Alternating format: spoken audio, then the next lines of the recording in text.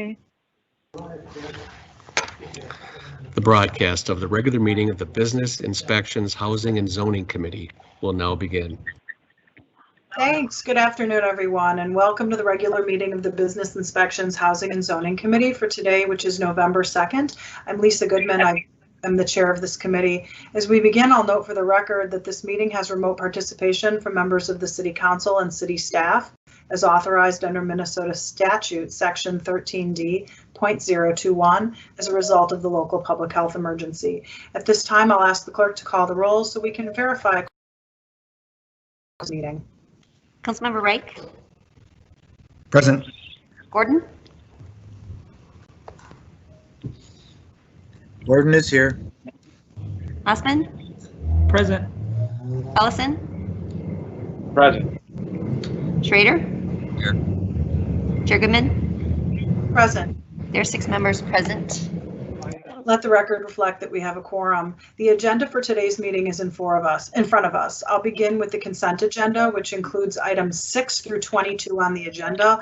I'll also include item 23 under receive and file and make note of item 25. Item 6 is the liquor license approvals and 7 are the gambling license approvals. Item number 8 is a land sale closing date extension for a project at 2313 13th Avenue South. Item number 9 is authorizing some easements for the Met Council's D-Line Bus Rapid Transit project.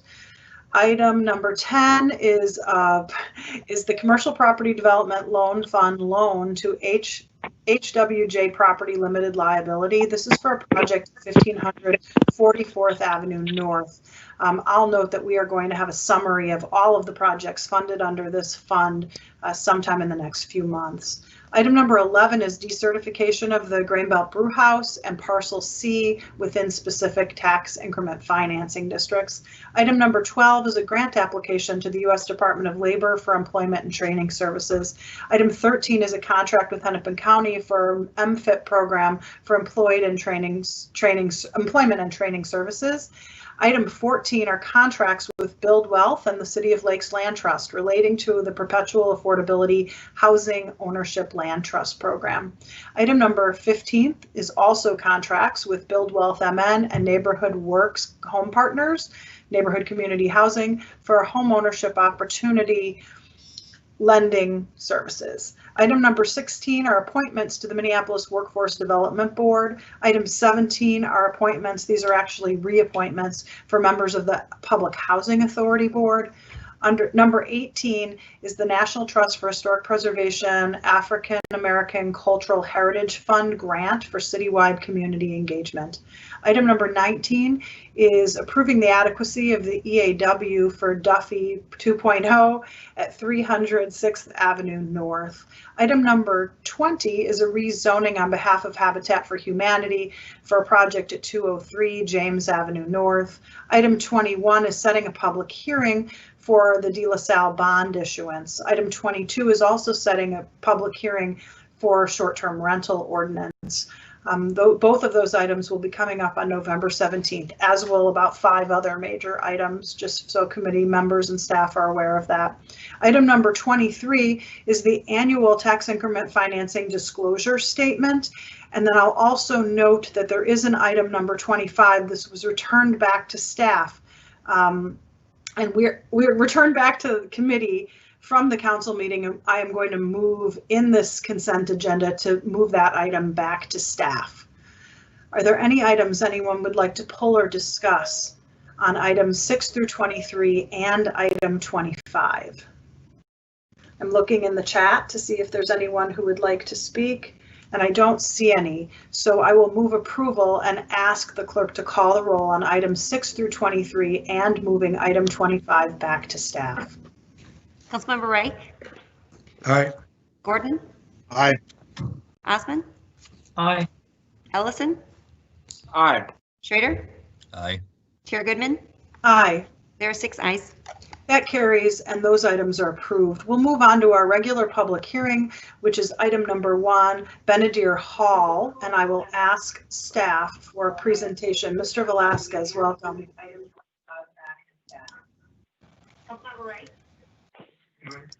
Thank you, Chair Goodman. and committee members. I'm Enrique Velazquez, Manager of Licenses and Consumer Services, presenting an application from Benedict Hall, located at 309 East Lake Street in Suite 200. This is located in Ward 9. Benedict Hall is owned by Abdullah Jesso, and this report was prepared by Inspector Christina Steester. The applicant is requesting a rental hall with extended hours license. If approved, the applicant intends to provide a place for private parties such as weddings, birthdays, showers, and the like. Benedict Hall will only be open for the booked events. The proposed hours of operation are Sunday through Thursday from 8 a.m. to 10 p.m. and Friday and Saturday from 8 a.m. to 2 a.m. With approval of the extended hours license, Benedict Hall will be able to operate from 12 a.m. to 2 a.m. on those Friday and Saturday nights. On October 8th, 2020, public hearing notices were sent to residents and property owners within 600 feet of the premises. Multi-unit buildings were posted. Notices were also sent to the Central Neighborhood Association, to the Lake Street Council, and to Councilmember Cano. We've received no comments from the community in response to the public hearing announcement. The rental hall is on the second floor of a two-level building that houses multiple businesses. Benedict Hall is a new establishment that's not yet open, so there are no police calls for service or 311 calls that can be attributable to this business. The Licenses and Consumer Services Division recommends approval of a rental hall with extended hours license for Benedict Hall. This concludes my presentation. Thank you for your report, Mr. Velazquez. At this time, In typical format, someone's ringing my doorbell, so please ignore that. I'm going to open the public hearing and ask the clerk if there are any speakers in queue for this item, noting that I have Rochelle Evans on the line. Are there any questions from members of the committee before I open the floor to Ms. Evans? Seeing none, we'll open the public hearing and call on Rochelle Evans if she'd like to comment, please. Please press +6 to unmute.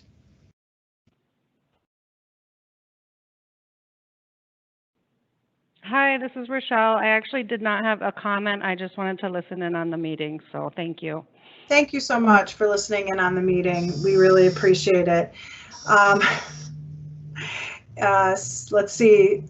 I'll ask the clerk if there's anyone else who's in the queue in order to speak. No further speakers registered. Seeing no further speakers, I will close the public hearing and move approval of this item. Are there any other comments or questions? Seeing none, I'll ask the clerk to call the roll.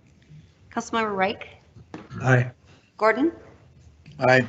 Osman, Aye. Ellison, Aye. Schrader, Aye. Chair Goodman. Aye. There's 6 ayes. That item is approved. Now we'll move on to the quasi-judicial public hearings on our agenda.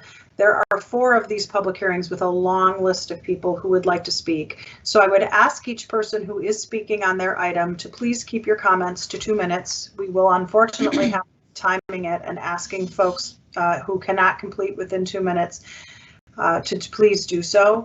We'll start with item number 2, which was postponed 1 cycle at our last meeting, and a number of people did testify in that meeting. We'll start with asking the staff to give a report. Ms. Smith, welcome. Thank you, Chair Goodman. I have a presentation. I don't know if it is uploaded, so we'll wait for that to see if that is. There it is. Great. Thank you so much. So this is at 2025 West River Road North along Broadway and also West River Road North, just next to the Mississippi River.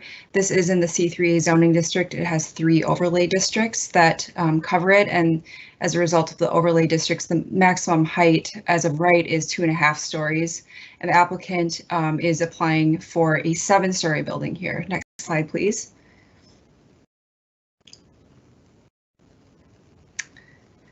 Would you mind advancing the slide, please? Thank you. So these are some of the renderings, as you can see. I'm just gonna keep going. Make it real fast. So the applicant is proposed. Okay, I don't know. Could we do the next slide, please? Thank you. Here's the site plan. So one of the variances that was approved by the Planning Commission on September 21st was to allow the building placement to be varied along the east side, which is adjacent to West River Road North because it's in the PO district.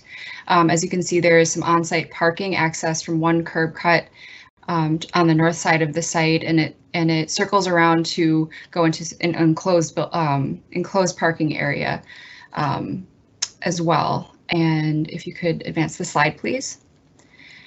So as I stated, Planning Commission approved this on September 21st. We have received an appeal for the conditional use permit for height and also site plan review. The applicant is proposing a 7-story building that's 83 feet, 11.5 inches tall. Next slide, please.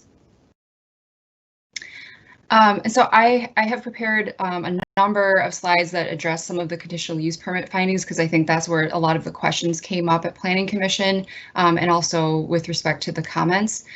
Chair Goodman, I'm happy to kind of gloss over some of these, or if you want me to just kind of stick to the high level point, I'm happy to do that. So kind of whatever your preference is. Just give the report you would normally give. I don't think you should leave out any details. Okay. I know we're a little strapped for time today. So, some of the findings that staff included in the report include that the majority of the building appears as a 5 to 6 story building due to the grade change. So we're measuring the most extreme exposure of the height as 7 stories because of how the site slopes down to the corner. You can see that in the renderings in the staff report. The block does not have a consistent character or scale. There are neighboring properties, industrial uses that are industrial uses, and also there are railroad tracks along the west side of the site. And then there's an office building, which is the Park Board building, 70 feet to the north of the site. There are no directly adjacent residential uses. Next slide, please. Thank you. The building does have a varied massing footprint and setbacks. I think the applicant would be able to explain more about why they've established it this way, but instead of having a continuous frontage along West River Road, they've set it back to minimize the visibility of the building as viewed from the Mississippi River. It also helps with the shadowing impacts throughout the year. We can go to the next slide, please. So one point is that this is guided for corridor 6, 2 to 6 stories. So we can recommend approval for this if there is evidence that the project is meeting additional comprehensive plan goals. And so in the staff report, we outlined, this is a 100% affordable housing project with an average of 60% AMI for all of the units. It contributes to a high quality physical environment and also complete neighborhoods. This is a really well-established site with access to retail, with access to employment needs, parks, and other daily needs. And so this would complete neighborhoods. And then we can go to the next slide, please. So one question that we're receiving a lot about is the Mississippi River Corridor Critical Area Plan. That does apply to this site, and it is in the appendices right now of the comprehensive plan. It's in the process of being codified. So I guess the high level point of this is the plan is designed to allow for future growth and also additional height beyond the 6 stories that is called for in the specific area of the plan where this parcel sits. So in order to increase height beyond 6 stories, there are criteria that must be evaluated. And those criteria focus on preservation of corridor views in particular, and also massing and tiering for the building design. Next slide, please.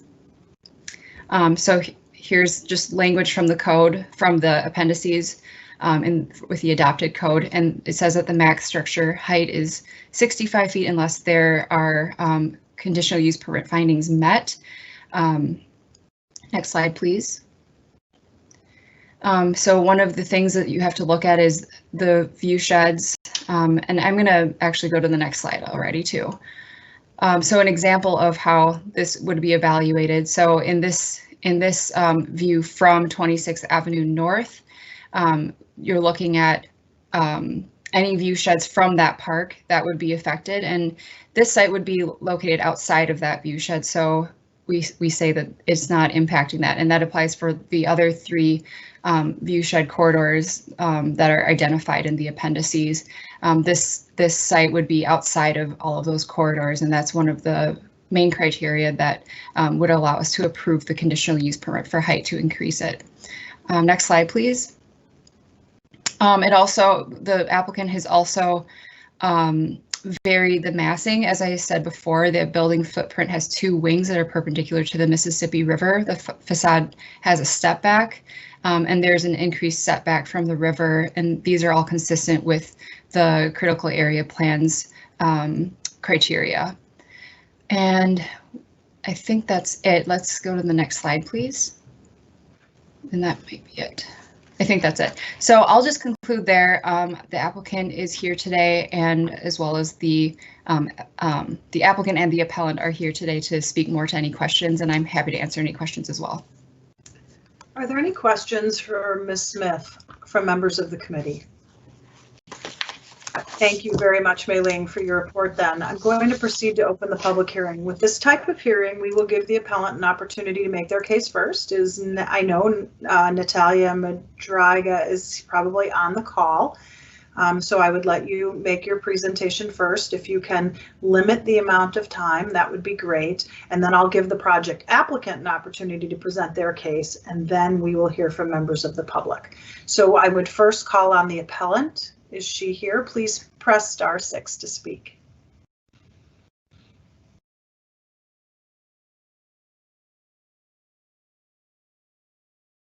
Can you hear me?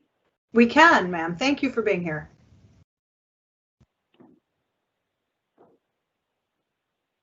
Hello, this is Natalia. Can you hear me? We can. Please go forward. Excellent. All right, so yes, this is Natalia from Hilden Advocacy and Law. This appeal was filed on behalf of the following appellants: the Above the Falls Community Advisory Committee, or AFCAC, the Advocacy Committee of the Audubon Chapter of Minneapolis, and the Riverview Townhomes Association. Appellants challenge the conditional use permit and the site plan review granted by the City Planning Commission that allows the maximum height of the building to be increased by more than double the limits of the city's Shoreland Overlay District and the Mississippi River Critical Area Overlay District from the maximum allowable of 2.5 stories or 35 feet, whichever is less, to 7 stories or 83 feet and 11.5 inches. As approved by the Planning Commission, this development will concentrate low-income individuals and families in an area with few amenities, poor transportation options, and without any real accommodation to create space allowing amenities to follow. The project as proposed should be rejected by this committee to reduce the height and include more amenities that are suitable for a riverfront property. I am yielding the remainder of my time to appellant comments, but want to alert the committee that there is a petition signed by almost 330 people at this moment in support of this appeal. Thank you so much. And I'll note we did get the petition this morning, so I did have an opportunity to look at it, and I'm pretty sure everyone else did as well. I'll now give the project applicant an opportunity to present their case. I would ask that you keep your comments to be limited if you could. And this would be SRBP PB Strategic Housing. Is there a representative on the line? Please press *6 to unmute. Yes, this is Katie Anthony with Schaefer Richardson. Can you hear me? We can, Miss Anthony. Please feel free to move forward. Thank you, Chair Goodman and committee members. I know that there are a lot of people who want to speak on this project today, so I'll try to keep my remarks short, but I want to address a couple of big picture items about the project and make sure that the facts are put forth. We recognize the opportunity to redevelop this site, and we evaluated a number of different options before landing on the current proposal. The plan has evolved as we've received feedback from the Neighborhood Association and other neighborhood groups, including the Riverview Townhomes Association, the Planning Commission, and other stakeholders. And I think that the project that's put forth today has benefited from some thoughtful feedback from those stakeholders. We started meeting with the Neighborhood Association back in February of 2020 and met with them several times, as well as the immediate abutters and several meetings with the appellant groups. Our intent on this site is to build a multifamily building with a mix of 1, 2, and 3 bedroom units that's affordable to households earning on average 60% of the area median income. We're working with city housing staff and our lenders to incorporate a concept known as income averaging, which allows us to encompass a wider range of income thresholds, both below 60% AMI and above 60% AMI, including those that would be considered market rate rents in the neighborhood.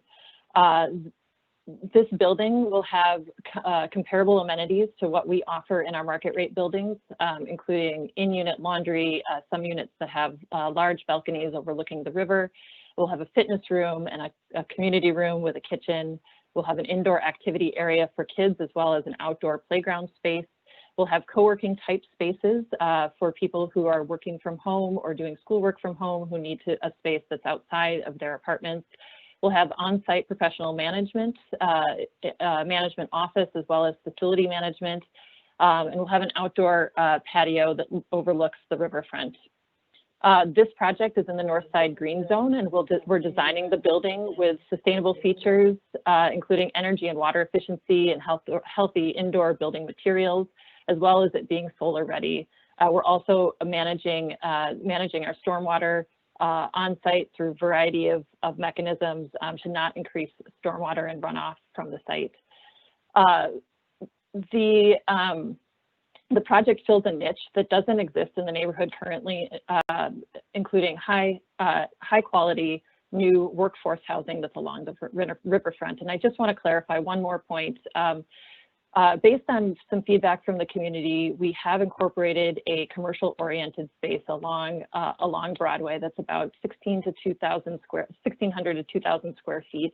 And that's intended to be publicly facing space that's a community asset. And there's a mechanism through the funding, the tax credit funding called the community service facility that we are looking to leverage for that space.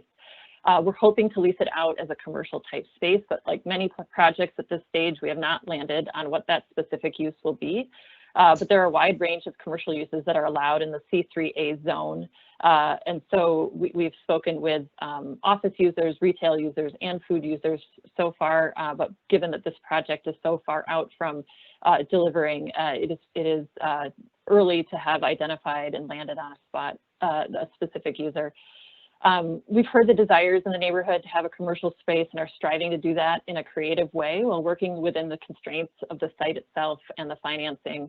The design that we're delivering for that space is intended to be flexible, particularly given the context and the reality of the commercial market today and the evolution of this neighborhood in both the near and the longer term future. And we intend to deliver something that adds value to the neighborhood, both on the housing side, the amenity side, and for this commercial space. And with that, I'd like to offer our architect some time to speak on the design of the building and the site plan. So I've already had you down for 5 minutes. Your architect can have 2 minutes to speak. Hi, this is David Miller with Urban Works. Can everyone hear me? Mr. Miller, we can hear you. Excellent. One quick thing I'll address because it wasn't part of our land use application is that we do plan to pursue design strategies outlined by the Minnesota B3 guidelines for bird-safe buildings. The biggest of which is treating glazed areas that have a high threat factor using bird-safe film. We've gone through this analysis with other projects, and the lead architect on this project is actually our in-house expert. In regards to the height and the design, the unique nature of the site with its steep slope is both an advantage and a challenge, because on the plus side, it means that we can tuck the underground parking into the existing hill and create a new active street front right along Broadway with glassy 2-story space at the corner. But it also means that while most of the building reads as 6 levels and would meet the 65-foot threshold, the technical measurement for the conditional use permit has to be taken from the lowest point on Broadway, the topmost point of the elevator overrun. So in order to meet the mitigation measures for the height exceeding 65 feet as outlined in the comprehensive plan for the Mississippi River Critical Corridor area, the site plan you've seen today has evolved significantly from the initial design. Our first approach had the bulk of the building pushed up against the river road, typical of conventional urban design principles and meeting the intent of the PO district. But after feedback from the neighborhood group, the Planning Commission Committee of the Whole, and others, we changed that configuration and redesigned the footprint to have 2 wings with the long axis of each wing oriented perpendicular to the river. And we pushed back the central connecting link of the building, creating a large courtyard in front that opens onto the river and also creating a secondary outdoor space in the back. And maybe lastly, I'll just note that the general height in mass is very similar to another new apartment building recently completed right along the River Road in Plymouth Avenue. With that, I will turn it back over. Thank you very much, Mr. Miller, for being here today and for your testimony. So I'm going to go ahead and open the public hearing now for the others who are on the call. Some of you have had the opportunity to speak at the last meeting and others have not. I'd ask everyone who's speaking to keep their comments to 2 minutes and ask the clerk to please time and let the people who are speaking hear the buzzer so they'll know when their 2 minutes has ended. We'll start with Abdullahi Jesso, followed by Susan Vaikse, Stephen Greenfield, Mary McGuire, Ryan Straff, Dorothy Bridges, and Adam Muhlenberg. That's the order, and I'll call on Abdullahi Jesso next. Please press *6 to unmute.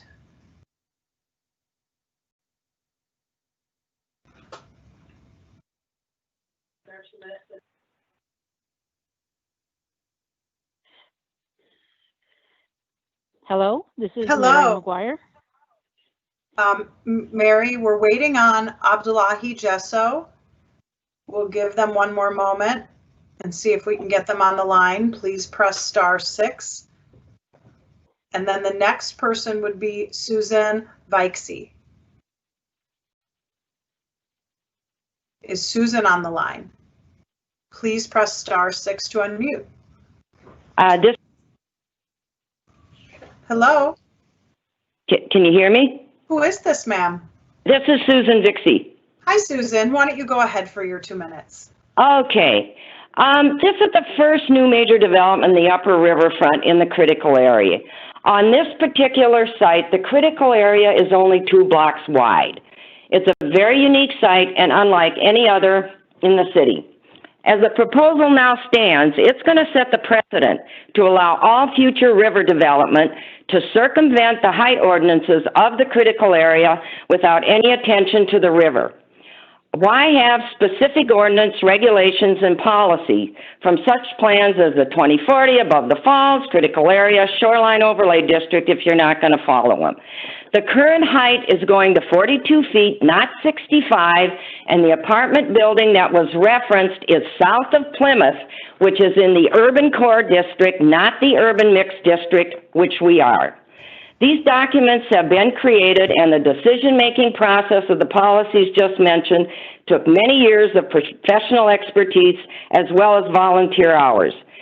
This project more than doubles the height requirement and gets a green light. If none of these documents matter or are just loosely functioning guides, then why bother? It's not a complete neighborhood. This project makes it more incomplete by removing existing access to food, the restaurant, and failing to replace it with any other amenities such as goods, services, and retail in a commercial zone. Finally, the community has asked for a sit-down restaurant, not a pop-up, to replace the decades-long, much-loved Broadway pizza. You know, I was talking to someone who lives outside of North, who said, just drive across the Broadway Bridge to Northeast. There are plenty of sit-down restaurants. That's my point. Living in North Minneapolis, we want to spend our money in North.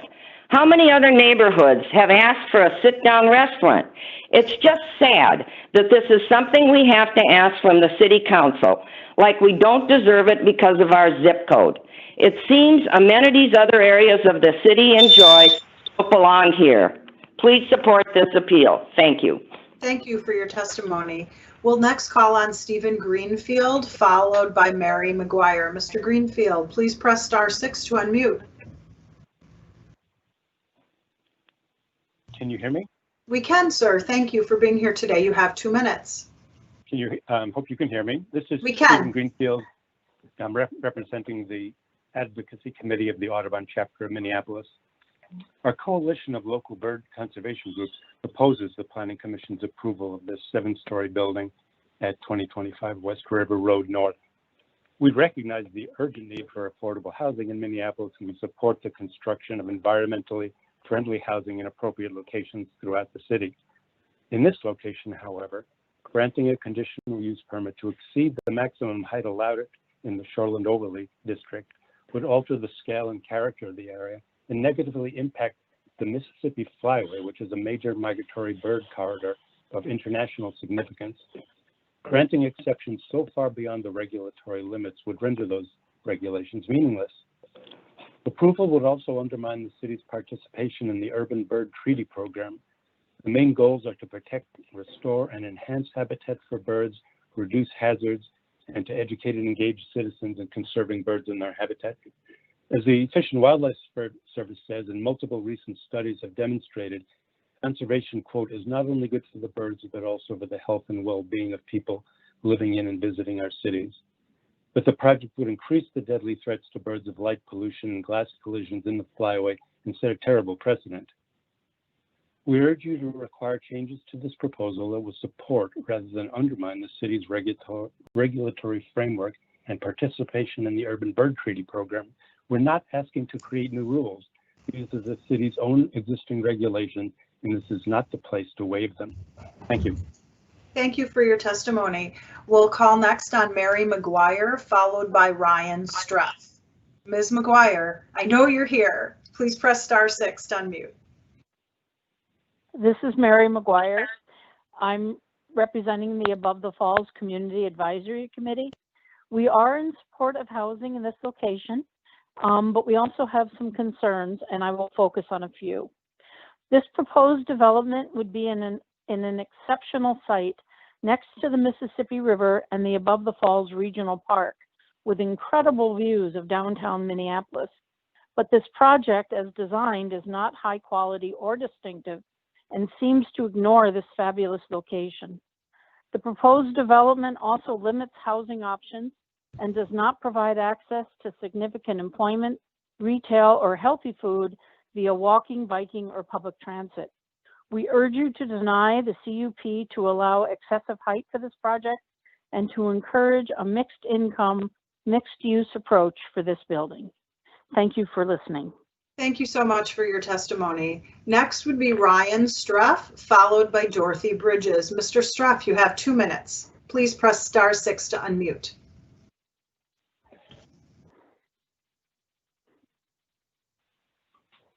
Hi, Chair and Committee. This is Ryan Streff with, I guess I'm a Hawthorne resident, and I just wanted to stress the importance of good design considerations for this particular property.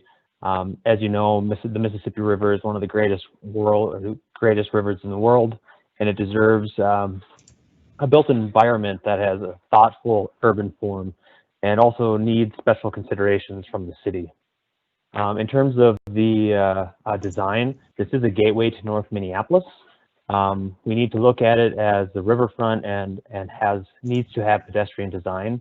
Also looking to create good design with quality building materials and a design that would have a variation of roof lines and the use of these high quality building materials.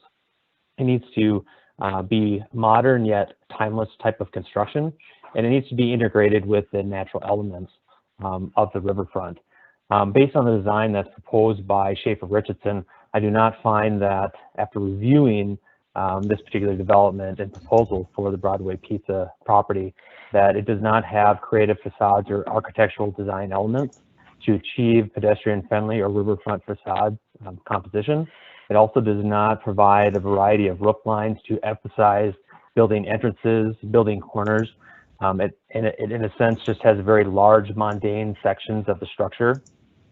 And it doesn't have a variety of building materials that break up the texture and the feel of the facades. In addition, it doesn't have any facade stepbacks or facade extensions that create a variation, like other new developments that have been built and constructed in the North Loop. And just some of those to go, if you know what some of those look like, maybe the Maverick Apartments, the Grain Belt Apartments, the Ironwood Apartments in New Hope. Thank you, Mr. Struff, for your comments. Thank you.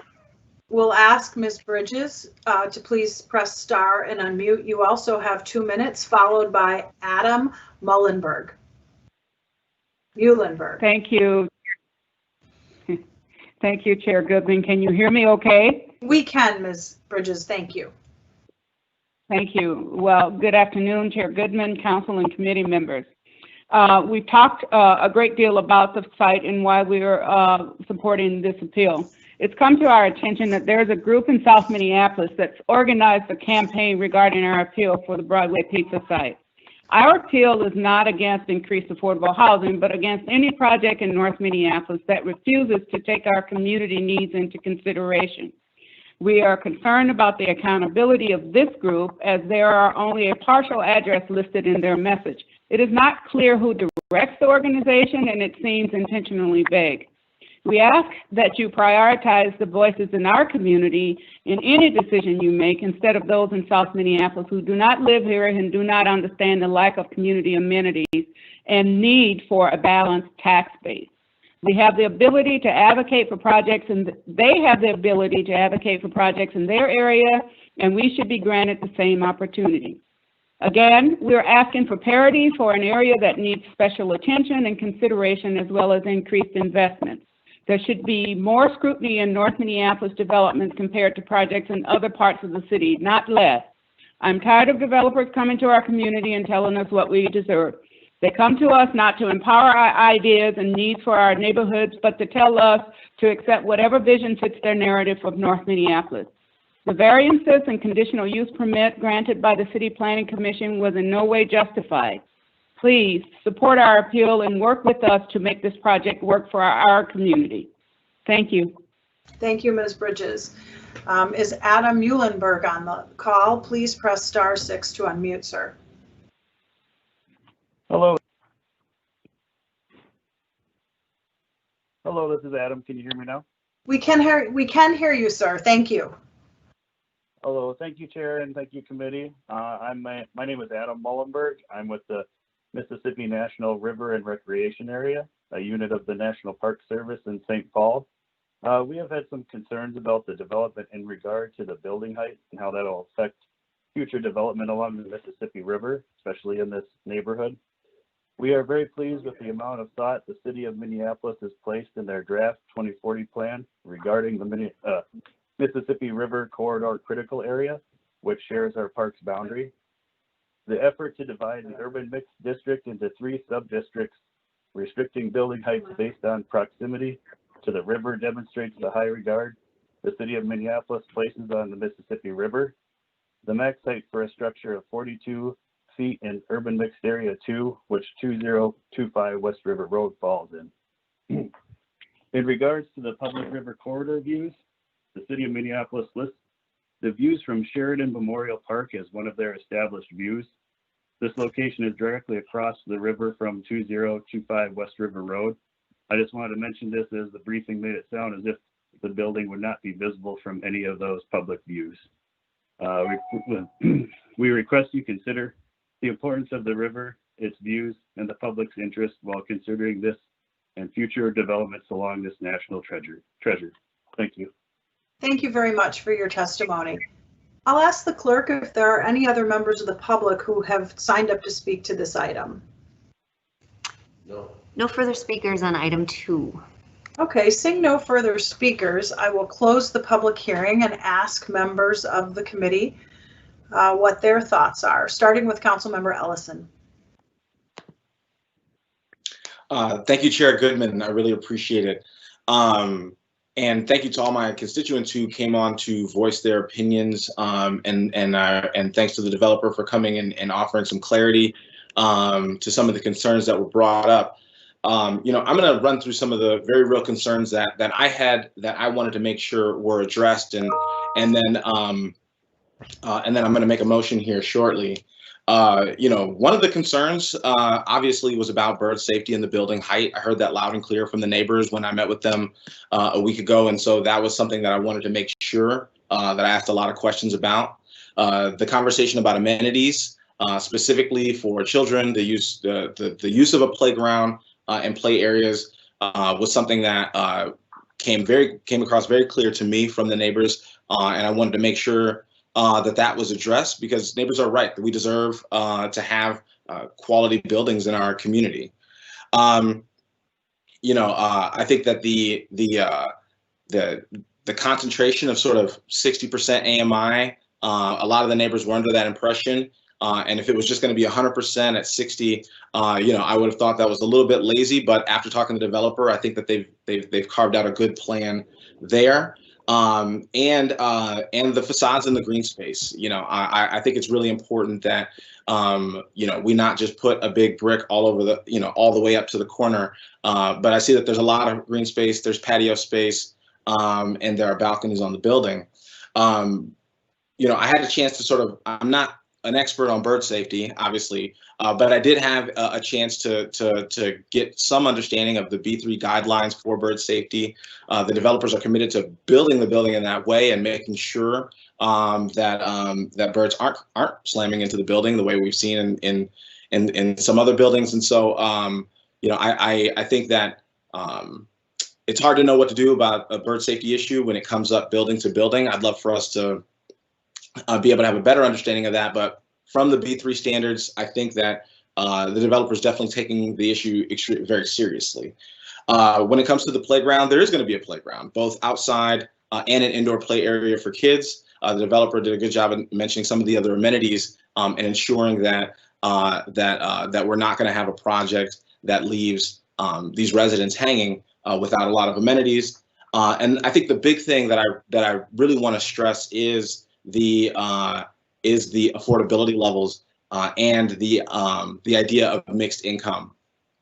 I agree that we don't want to be concentrating, we don't want to be concentrating poverty, but we also don't want to just be concentrating wealth or one particular income level in an area.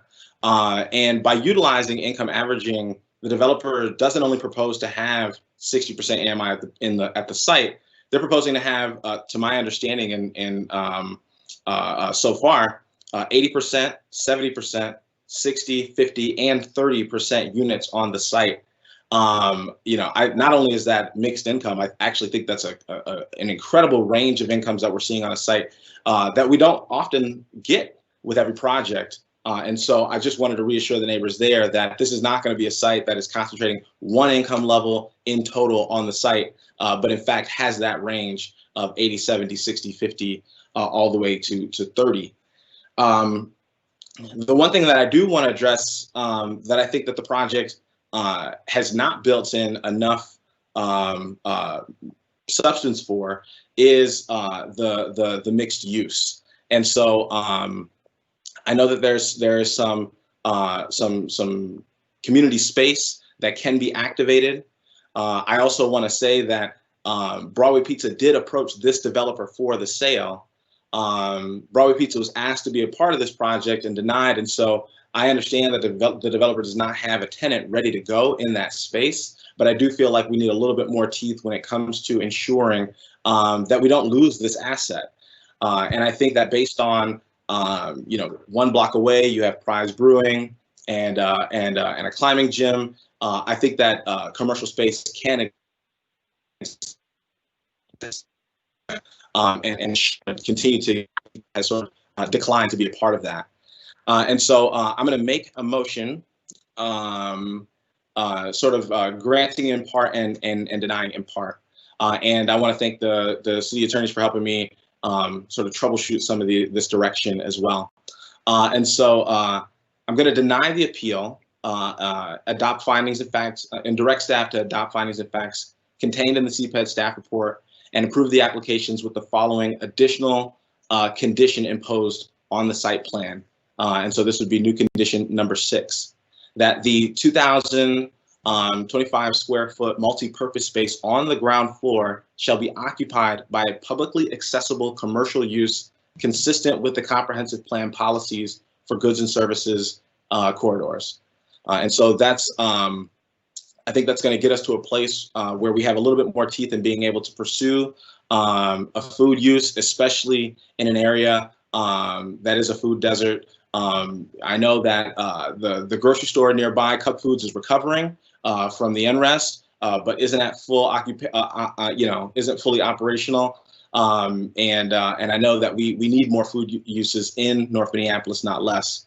And so hopefully this will get us one step closer towards heading there. With that, I'll take any questions, or we can vote on the motion. Councilmember Ellison has made a motion to deny the appeal in part to ask staff to direct findings and to add a condition 6 with regard to the use of commercial space in the property. Are there other members of the committee with comments or questions on Councilmember Ellison's motion? If so, type your name into the chat, please. The language of the condition. Councilmember Ellison, do you or the city attorney have the language that you could send to members of the committee?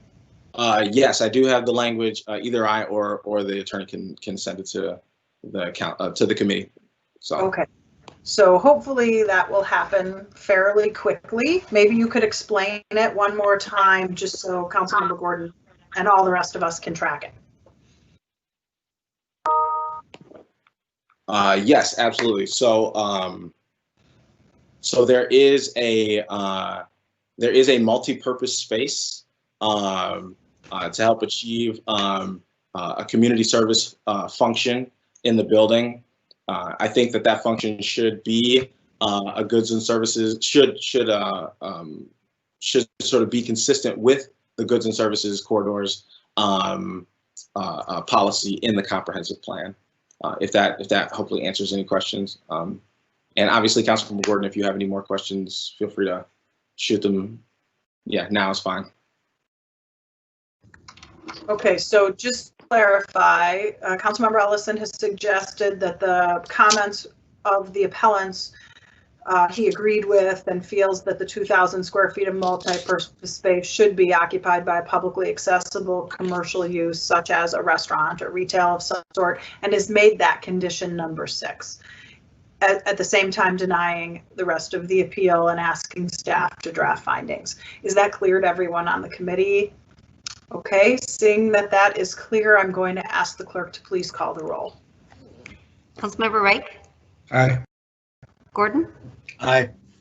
Osmond? Aye. Ellison? Aye. Schrader? Aye. Chair Goodman? Aye.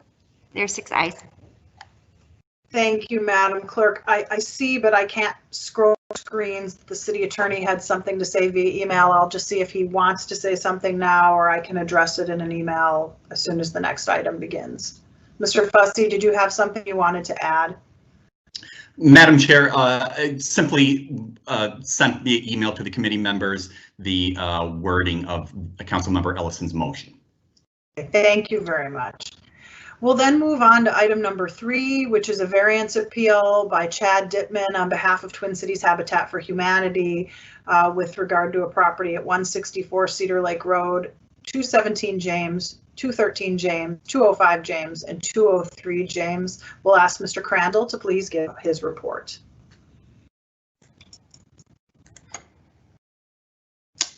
Good afternoon, council members. Peter Crandall, Senior Planner with CPED Land Use. The next appeal before you concerns several properties in the Harrison neighborhood. This is for a new townhome development by Twin Cities Habitat for Humanity. This application was first heard at the October 5th, 2020 Planning Commission and included several land use applications, including a rezoning application to rezone the southernmost property to the R2B district to make the entire property consistent under the R2B zoning.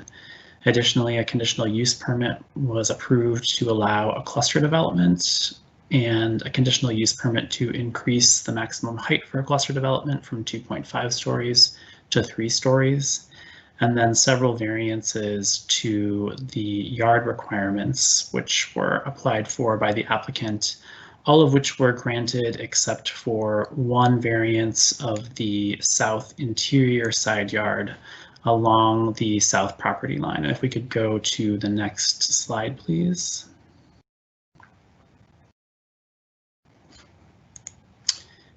And this is the existing condition of the site today. It's a vacant site currently with a surface parking lot. Next slide. Next slide. And then this is the proposed site plan of the cluster development. As you can see, there are 3 main structures with a vehicle access point that is accessed off of James Avenue North via 2 curb cuts. The variance that we are concerned with today has to do with the south interior side yard, which is on the left-hand side of this drawing. You can see that that structure is located in this drawing. It's about 5 feet from the property line, and then there's an existing home on the adjacent property, which is less than 5 feet from the existing property line. Staff had recommended denial of that variance from 9 feet to 5 feet, and the City Planning Commission upheld that recommendation while approving the remainder of the applications. The applicant is appealing that decision of the Planning Commission to deny that interior side yard setback. They have made some modifications to their proposal to increase the proposed setback to 7 feet. So their request is to vary that interior side yard from 9 feet to 7 feet. I won't go into too much other details about the project, but happy to answer any questions if there are any. And I'll conclude my presentation there. Thank you. Thank you so much, Mr. Crandall. Are there any questions for Mr. Crandall on this item? Seeing none, I'm going to open the public hearing on this item, and I see that Mr. Dittman and Mr. Washburn are here to speak. Maybe just in the interest of time, one of you can comment, and we'll see if anyone members of the public would also like to speak. Please press *6 to unmute.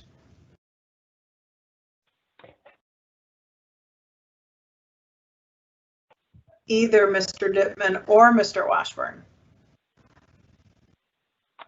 Madam Chair, this is Chad Dittman. Can you hear me? We can hear you, sir. Thank you. Great, thanks. Chad Dittman with Twin Cities Habitat for Humanity. Thank you for the opportunity to speak to this issue. I'll be brief.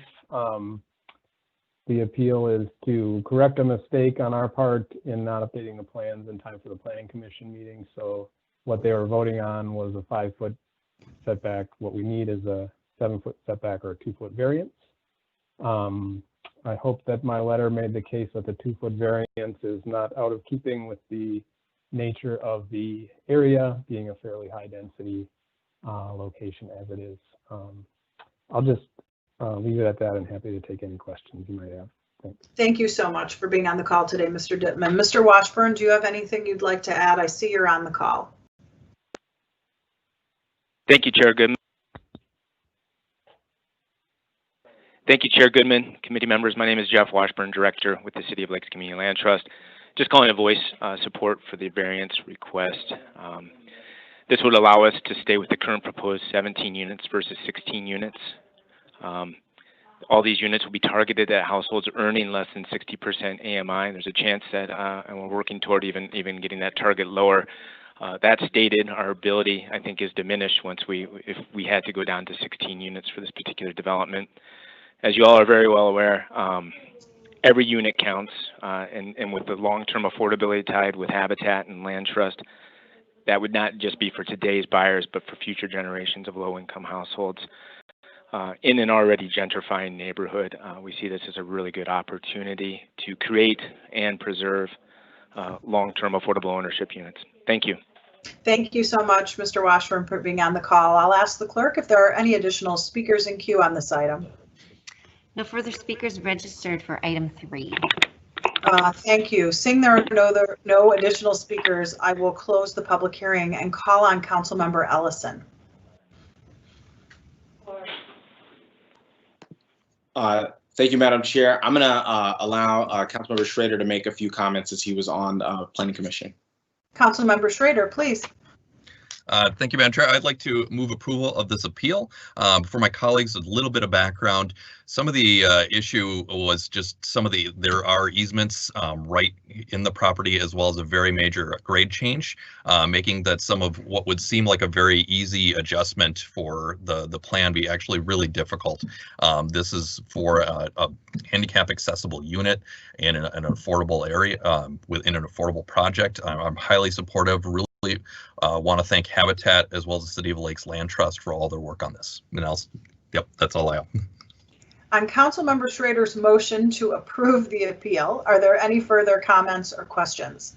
Seeing none, I'd ask the clerk to please call the roll. Councilmember Wright? Aye. Gordon? Aye. Osmond? Aye. Ellison? Aye. Schrader? Aye. Chair Goodman? Aye, and I'd also ask that the staff please make findings to support the granting of the appeal. There's 6 ayes. That item is approved. We'll move on to item number 4, which is a variance and site plan approval appeal by Michael Radell. This is an appeal submitted by Mr. Radell,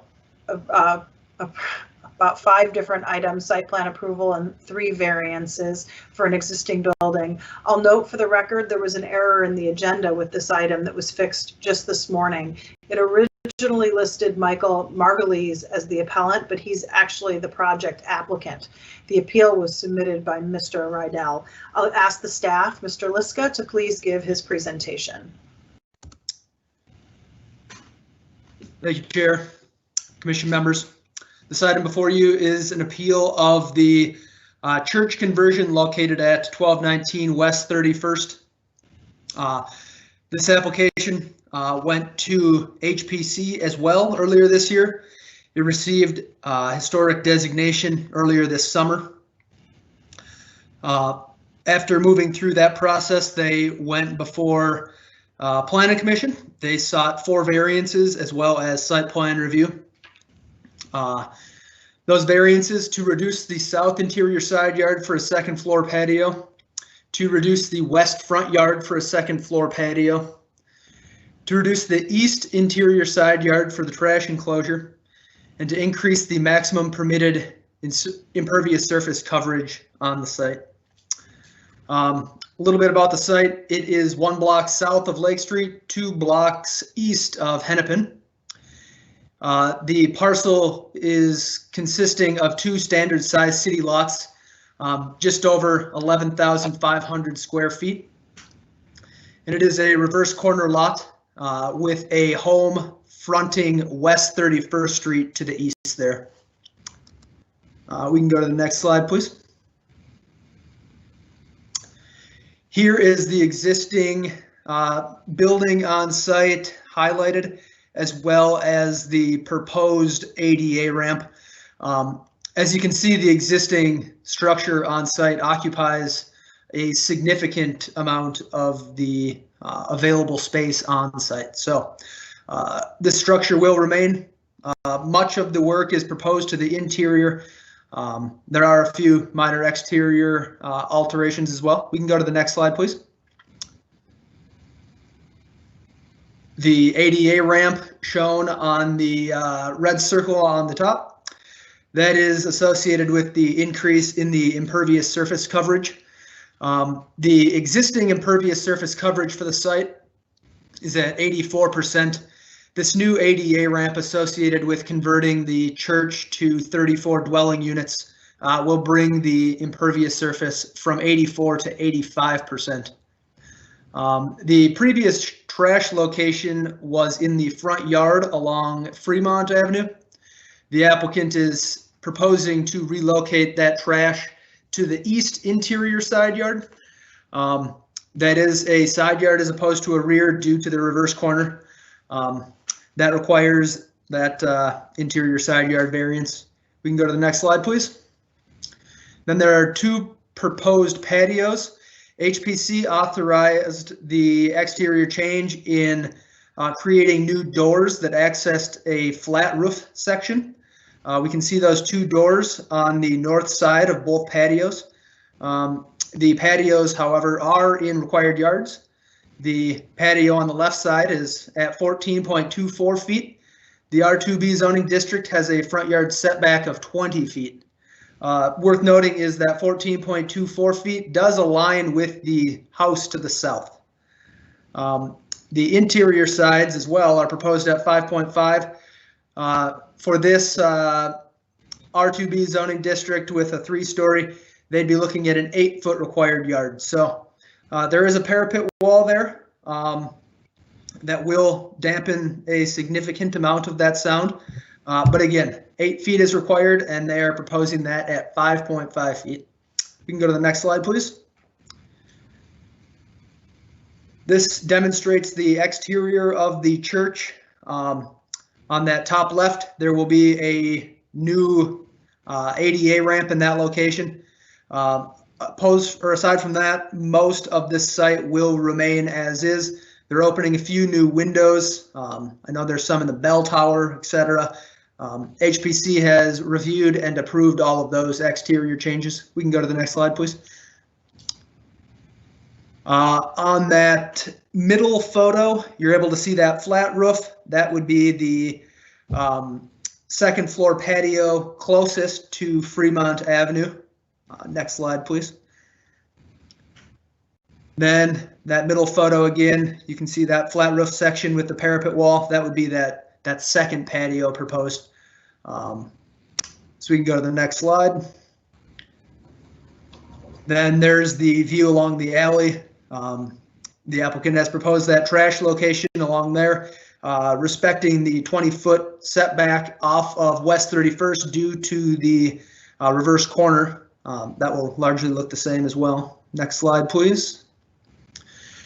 Then, as this went to Planning Commission, staff recommended approval of all 4 variances as well as the site plan review. Staff, I'll be here for questions. I know the applicant is also on the line. Thank you, Mr. Liska, for your very thorough presentation. We'll see if there's any questions for Mr. Seeing none, I'm going to proceed to open the public hearing. With that, we'll begin with the applicant. Is Michael Riddell or a representative of Michael on the call? And I do see Michael is on the call. I'd ask you to press *6 to unmute. Hi. And you're going to have this is 10 Mike minutes Riddell. total. Okay, I don't think I'll need that long. Okay, sir. Thank you. So thank you for hearing me today, Chair and Committee. The reason that I brought this appeal forward, and if you could bring up the first slide, and I don't have access to see what you're seeing, so I don't know if someone could confirm that the slide is up. It is not up yet, but we'll wait for that. I assume Mr. Liska can do that.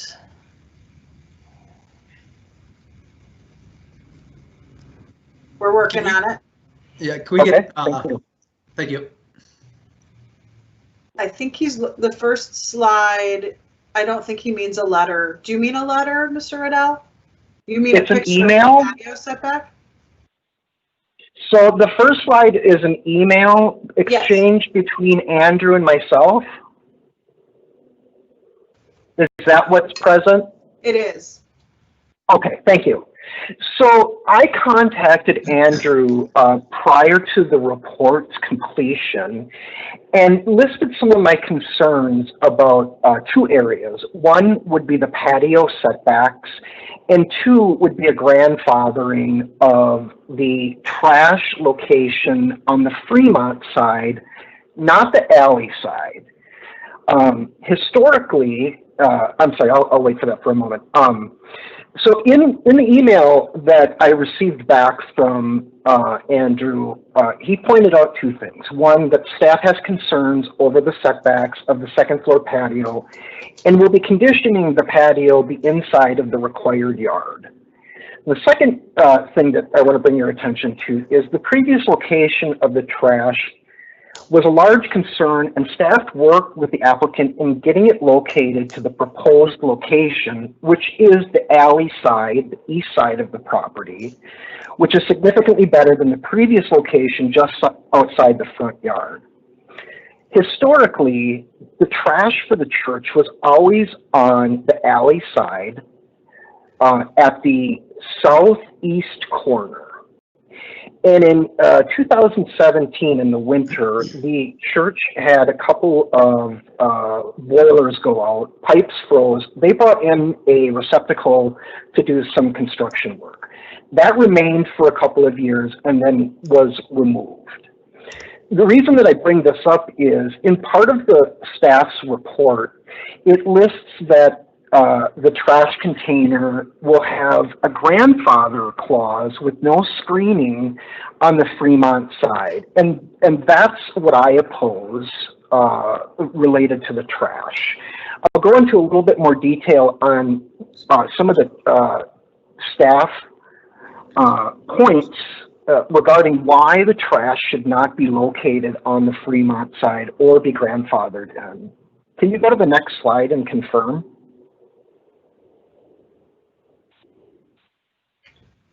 So the next slide is a patio setback slide. Which slide would you like staff to put up? The patio setback slide. Yep, that's what's up, sir. Okay, so I am, other than by default, I am not protesting the variance, the 14.5-foot versus the 20 on the west side of the patio of this project. What I'm requesting is that the 8-foot setback from the property line be observed, and you'll see that that will take away 2.5 feet, the blacked out strips or bars on this slide. It doesn't diminish at all the use of these patios, which are not, they're not current uses, these are new uses. So in my view, the compromise here is to abide by the 8-foot setback, give our property more enjoyment, and be less noise. My bedroom is 10 feet away from that from that south wall of the patio that's closest to Fremont Avenue. Can you go to the next slide? So these are some points that I took from staff's report related to the grandfathering of the trash, you know, and staff really pointed out these issues, and I agree wholeheartedly with the issues. One, you know, requiring trash pickup on Fremont would not be practical because of the large containers would have to be manually moved weekly or twice weekly. When the container was on site on the Fremont side, it was emptied once a month on Fridays between 2 and 3 in the afternoon. And I can guarantee you that it routinely backed up traffic on Fremont because they have to move the container, empty it. And there's only one gentleman. Secondly, the Fremont trash location would be disruptive to the neighborhood traffic pattern, which I just went over. And thirdly, requiring the location of the trash location along Fremont would be disruptive to the neighborhood and would be incompatible with the surrounding development and neighborhood conditions. Next, placing the trash location in the proposed area would make the trash location consistent with the location of similar trash receptacles along the block. Meaning, the new location, putting it along the alley, makes the most sense. But what doesn't make sense, based on these drawbacks, why staff put in the report to allow for grandfathering in of the trash container on the Fremont side, which noted earlier would be less than 10 feet from the sidewalk, and no screening. So what I'm asking for is two things. One, I'd like to see the variance for the grandfathering in of the trash location on the Fremont side, the variance be denied. And secondly, I would ask that the setbacks on the south side of the two patios be held to the 8 feet as required under the ordinance. Other than that, thank you. I hope I didn't take too long. You did not. Thank you so much for your testimony. We'll now move on to the project folks. Michael Margulies is on the phone. And Michael, could you speak to the previous Michael's concern with regard to the trash and the balconies and why you couldn't accommodate that in your project?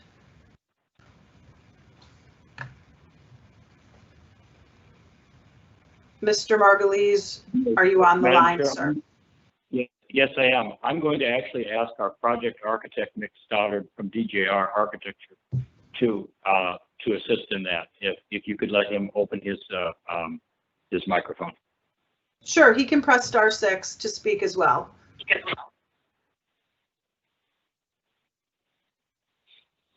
Hi, this is Nick Stoddard with DJR Architecture.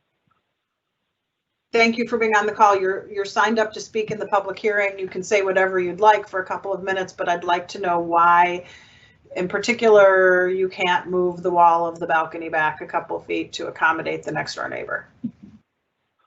Well, the wall that he's talking about is an existing parapet. We were not able to get up there and measure the height of that parapet, but from aerials and what we were able to ascertain, it's probably, like a 2-foot parapet or so. We were just proposing to attach the railing to the backside of that parapet to provide as much roof space for tenants as possible.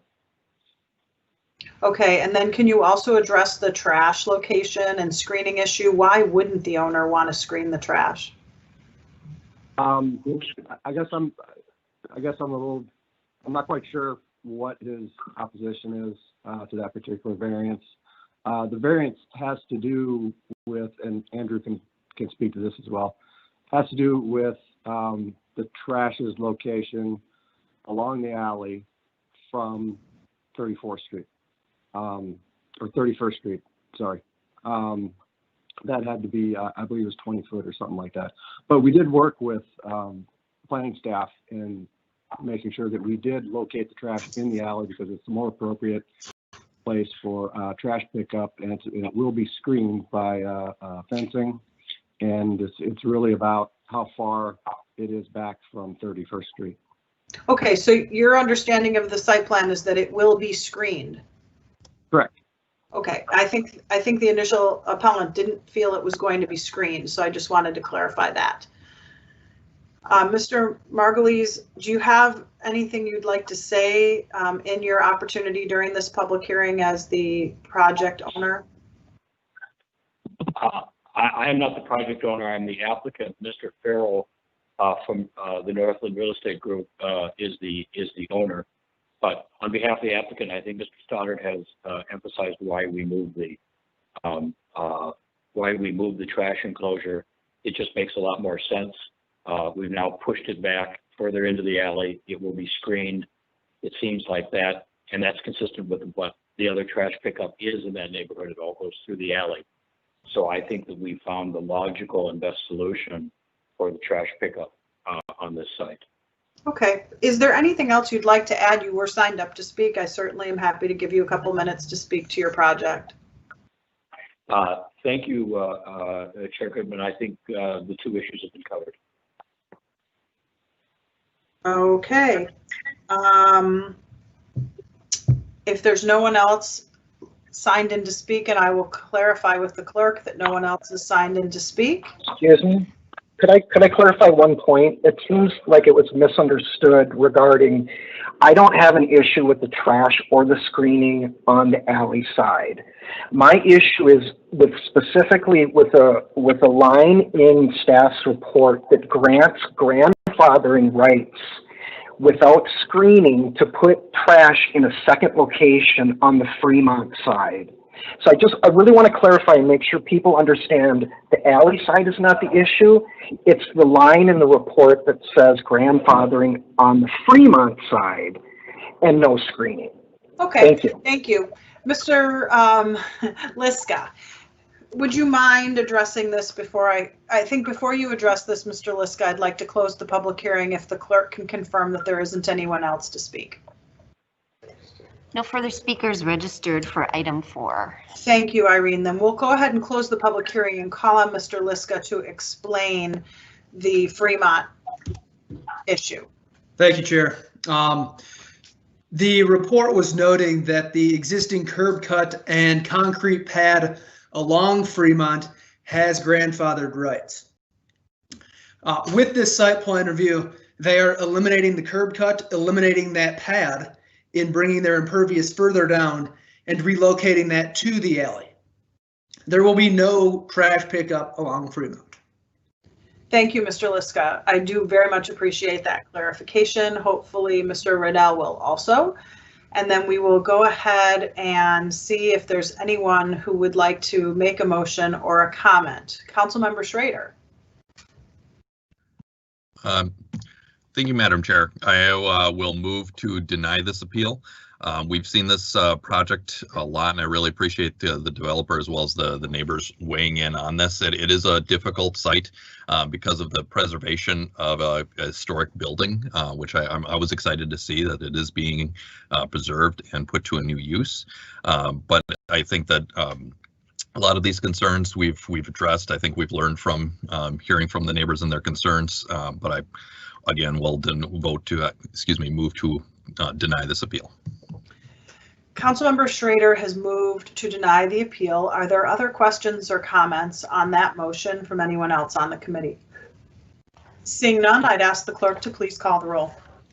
Councilmember Reich? Aye. Gordon? Aye. Osman? Aye. Ellison? Aye. Schrader? Aye. Chair Goodman? Aye. There are 6 ayes. Thank you. That motion is approved. Our last quasi-judicial public hearing today is a conditional use permit and site plan review appeal on behalf of a number of applicants. And so I want to just explain how I would suggest this go. I'm going to ask staff to give their presentation. Then, because there are 3 applicants, we will ask the California Building Company to present their appeal, then the Botno Neighborhood Association, and lastly, the Northeast Minneapolis Arts District. Then I will see if there's anyone in the queue, and I know there are a number of people in the queue, to speak as members of the public who will each have 2 minutes to speak. And then we will move on from there. I will note, unfortunately, that at 3:15, Councilmember Schrader will graciously chair the meeting as I have to deal with a family emergency, and we'll come back as soon as I can. So to begin, we'll ask Ms. Smith if she would please give her report. Thank you, Chair Goodman. Yes, so the addresses is 2301 California Street Northeast and 78 23rd Avenue Northeast. Next slide. Oh, I think they're still getting the presentation pulled up. Thank you. Next slide, please. This is an unusual site. It's a half block south of Lowry Avenue Northeast. It's over 2 acres in site. It's guided for Corridor 4 and production mixed use.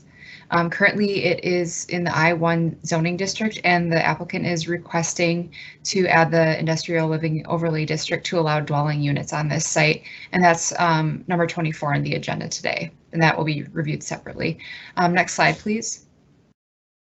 So the applicant went to the October 5th Planning Commission meeting. The applications that they requested were approved. However, the Planning Commission did add a few conditions that have significant changes. If you could go to the next slide, please.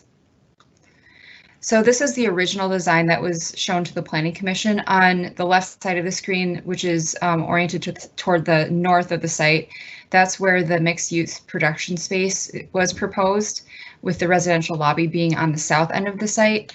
As a result of significant public testimony, Planning Commission asked for the applicant to switch these, and so that's a condition of approval that was approved. Also, they wanted to see an increase in the overall production space on the site. So originally the square footage of the production space was 13,400 square feet. And if you could go to the next slide, please. So now the production and mixed use space is over 23,000 square feet in size, with the potential to increase that because they have a mezzanine level that they could build out. And so this is what was submitted to me by the applicant. I haven't fully reviewed it for compliance with the Planning Commission conditions of approval, but overall it does meet the new conditions of where the production space should be located, which is toward the south and toward the California Arts Building. And then I just added a little note. There's a no build easement on the site. There's some power lines near the railroad tracks, and so there's no building area. Nothing can be built on that side of the site. So I was just pointing that out. So there are a few other changes with the bike room on the north, and that would connect more to where the applicant is proposing the connection to the bike trail anyway. If you could go to the next slide, please. So just based on the Planning Commission proposal and what we see today, the applicant is looking at 4 fewer units, more production space, fewer parking spaces, and also just an overall reduced footprint and height with more bike parking. As Chair Goodman mentioned, there are 3 appellants today, and the applicant is also here to speak, and I'm here to answer any questions. So I'll first see if there are any questions for Ms. Smith. Seeing none at the moment, I'm going to go ahead and proceed to open the public hearing. Of the 3 applicants, we'll begin with the appeal filed by the California Building Company. We will ask for you to keep your comments to 10 minutes, given that we have 3 appellants and another 10 plus speakers. And I believe that would be John Kramer. Please press *6 to unmute, and we'll let you know when you're reaching your 10 minutes, sir.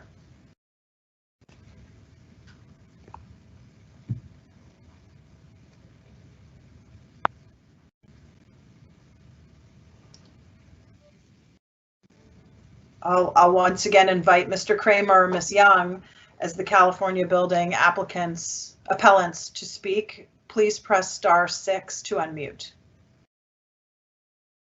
No, you're no longer muted. You're no longer muted because I can hear you. Oh, great. Good afternoon, Madam Chair. Mr. Kramer, you have 10 minutes. Thanks.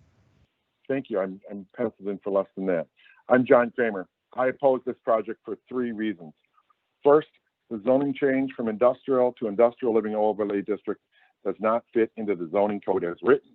Quote, the industrial living overlay district is established to encourage the rehabilitation and reuse of existing buildings and industrial structures, end quote.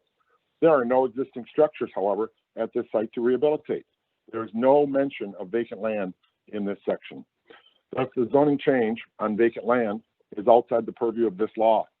It also appears that the ILOD has never been used for pre-existing vacant land. There are examples of demolition, but none have been found on pre-existing vacant land. Notwithstanding any past misapplication of the ILOD, zoning code would not justify current misuse of the ILOD chapter.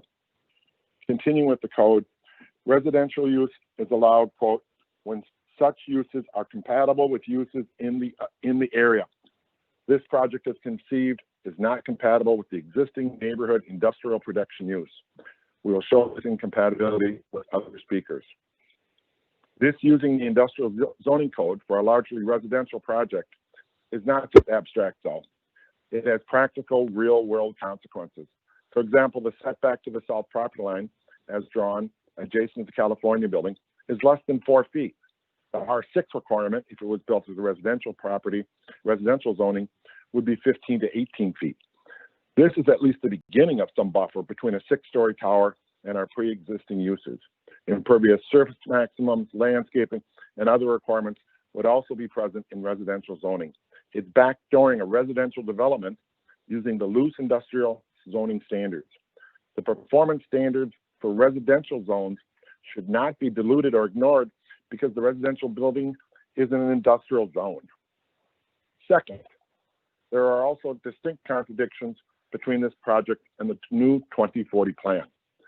2040 Plan Policy 5, Section B, quote, requires multiple buildings on development sites outside the downtown core that encompass most of an entire block or block frontage. Here, the project is 426 feet long, longer than the 300 feet of 2200 California and the 345 feet of 2300 and 2400 California. Multiple buildings give room for green space, air, and light for the new neighbors. The Hook and Ladder, for example, is a development we supported at 23rd and Washington. It's a great example, 110 or 118 affordable units, multiple buildings, creating community space, green space, storm ponds, tot lots, art. We supported that project and helped. It can be done on this site. Beautiful, affordable housing, living up to the spirit and letter of 2040. Distinctive development. Requires multiple buildings is clear, common sense law, allowing for courtyards, view sheds, air, and green space. Many of the problems with this site are instantly mitigated by following 2040.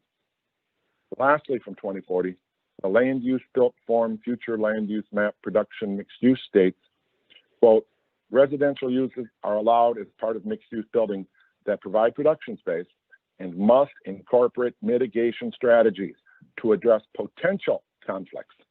This is again clear and direct. Must incorporate mitigation strategies, not merely one-off adjustments. We've provided a range of possibilities to the developer and to the Planning Commission. Thankfully, the Planning Commission conditioned one of these ideas. However, we are way short of a comprehensive mitigation strategy to address potential conflicts as required by 2040. These two inconsistencies with the comp plan, along with an excess of 150 units, also do trigger an EAW as per State Rule 4410.4300 subpart 19 item C. Much work should have been done by the applicant with the adjoining properties and neighbor groups to satisfy the mitigation requirements of 2040 before rushing it to planning on October 5th. We did bring up many potential improvements at the neighborhood meeting.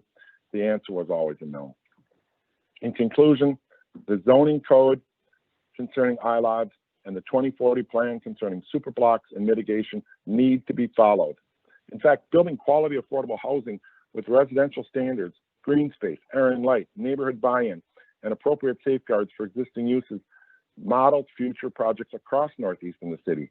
Poorly conceived and rendered projects that are oversized, out of compliance with 2040, portends neighborhood opposition across the city because they will see what these can be. We and all of Northeast Minneapolis deserve quality projects that meet or exceed the rules. Please follow the zoning code and the 2040 plan and approve the appeal. Thank you. I'll hand it to Jennifer. Ms. Kramer, you have just a few minutes here. Go ahead, Jennifer. Here. Hello, this is Jennifer Young. Hi, Jennifer. I'm You just president. have a few minutes. Thanks. Okay. I'm president of the California Building, and our property has been an arts workspace for over 30 years. I played a major role in the vanguard of the conversion in Northeast that became the Northeast Minneapolis Arts District, and the property's been industrial for over 105 years. As currently designed and approved, the project imposes severe and negative impacts on our property. Causing injury to the California Building further threatens the long-term viability of the Northeast Minneapolis Arts District. In '91, when we purchased the property, there were no art buildings in Northeast. We began the model of reusing industrial structures for industrial workspace, and that trend resulted in it was now hundreds of workspaces throughout Northeast Arts District and became Art World. As historians say, Northeast never got so rich as to tear down its history. Today at the building, we rent space to 85 artists who use the space for wood and metalworking, ceramics, glass production, and a variety of other uses. We pound, we grind, we stink, and without mitigation, and as close as the project is planned to our building, there are going to be issues. For example, for over 35 years, there's been a large welding shop with a forge and an approved spray booth on the north side of the building. This legally allowed use will conflict and annoy residential apartments that rise 6 stories above this space due to a minimum setbacks proposed. Our fumes and chemicals will waft up into their windows. The shop is located on the northeast corner of our building and it's plenty far away from the homes across the street. Another example is there's often truck noise at 6 a.m. and sometimes earlier. The 6-story residences are not going to like that. Residential uses are simply not compatible with industrial uses without significant separation and mitigation measures being required and a careful melding of uses. This careful planning and regulation is required to avoid the residential uses coming to the nuisance and complaining to authorities about noises, smells, and other annoying consequences of our business. Without the proper mitigation, this friction will drive out our pre-existing industrial use or lock us in an endless cycle of complaint and opposition. While the Planning Commission did recognize this hazard and attempted to mitigate conflict, the additional conditions fall short of a successful resolution. In fact, there were 2 planning commissioners that felt strongly enough about the resulting conflicts that they did not support the project. The added condition to move the residential lobby to the north does not address the vehicle entrance on the south side of the site, which is in conflict with our loading zone and all of our shipping and receiving activities. Semi-trucks use the existing curb cut in the right-of-way on the north side of 23rd Avenue to swing in and out of our dock. This project eliminates that curb cut and sets up traffic snarls for both parties and hazards for pedestrians, bikers, and children in this busy business area. The bottom line is industrial land and industrial zoning is essential to our business. It's why we located here. It is what we provide our tenants at the California building so they may legally fabricate, manufacture, and produce art and art products. The California building is a cultural and economic engine for Northeast as well as the city. Without careful planning and requiring that industrial uses are protected, this project, as proposed, conflicts with the industrial uses of the building and could begin the destabilization and displacement of the other existing art buildings found with the Northeast Minneapolis Art District. The time to address the conflicts is now. Please recognize these conflicts are deleterious to our business and property and grant our appeal.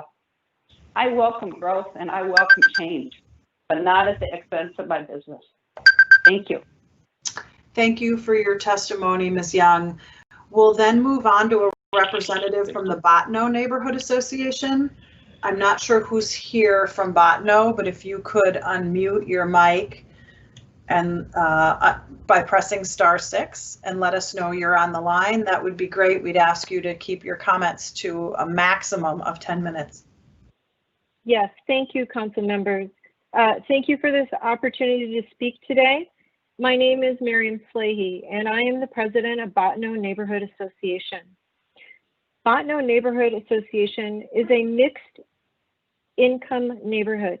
Our neighborhood association has historically supported affordable housing, such as Botno Commons with the bike path on 18th and a half, and the Gateway Northeast building, which is currently under construction and has been met with the neighborhood with working on developing housing that is affordable. As a neighborhood association, our role is to engage and advocate for our community, including our community's housing needs. While we appreciate the affordable nature of the proposal, we believe the developer can do better for our neighbors. I ask those who support the building, is the affordable aspect its only redeeming quality for this site? Is this a building for families? Is this a building that will fit in seamlessly with the neighborhood? The developer will profit through government tax credits and rents for years to come. We think it is fair to ask how the neighborhood will benefit. Is it too much for the residents to ask for a green space, a small playground, a structure built with energy efficient components and solar panels, a building that celebrates the art community, a building that will fit in to an interior neighborhood? We have asked these questions with many no's and not much interaction of having these answered. This building will be in a neighborhood for decades.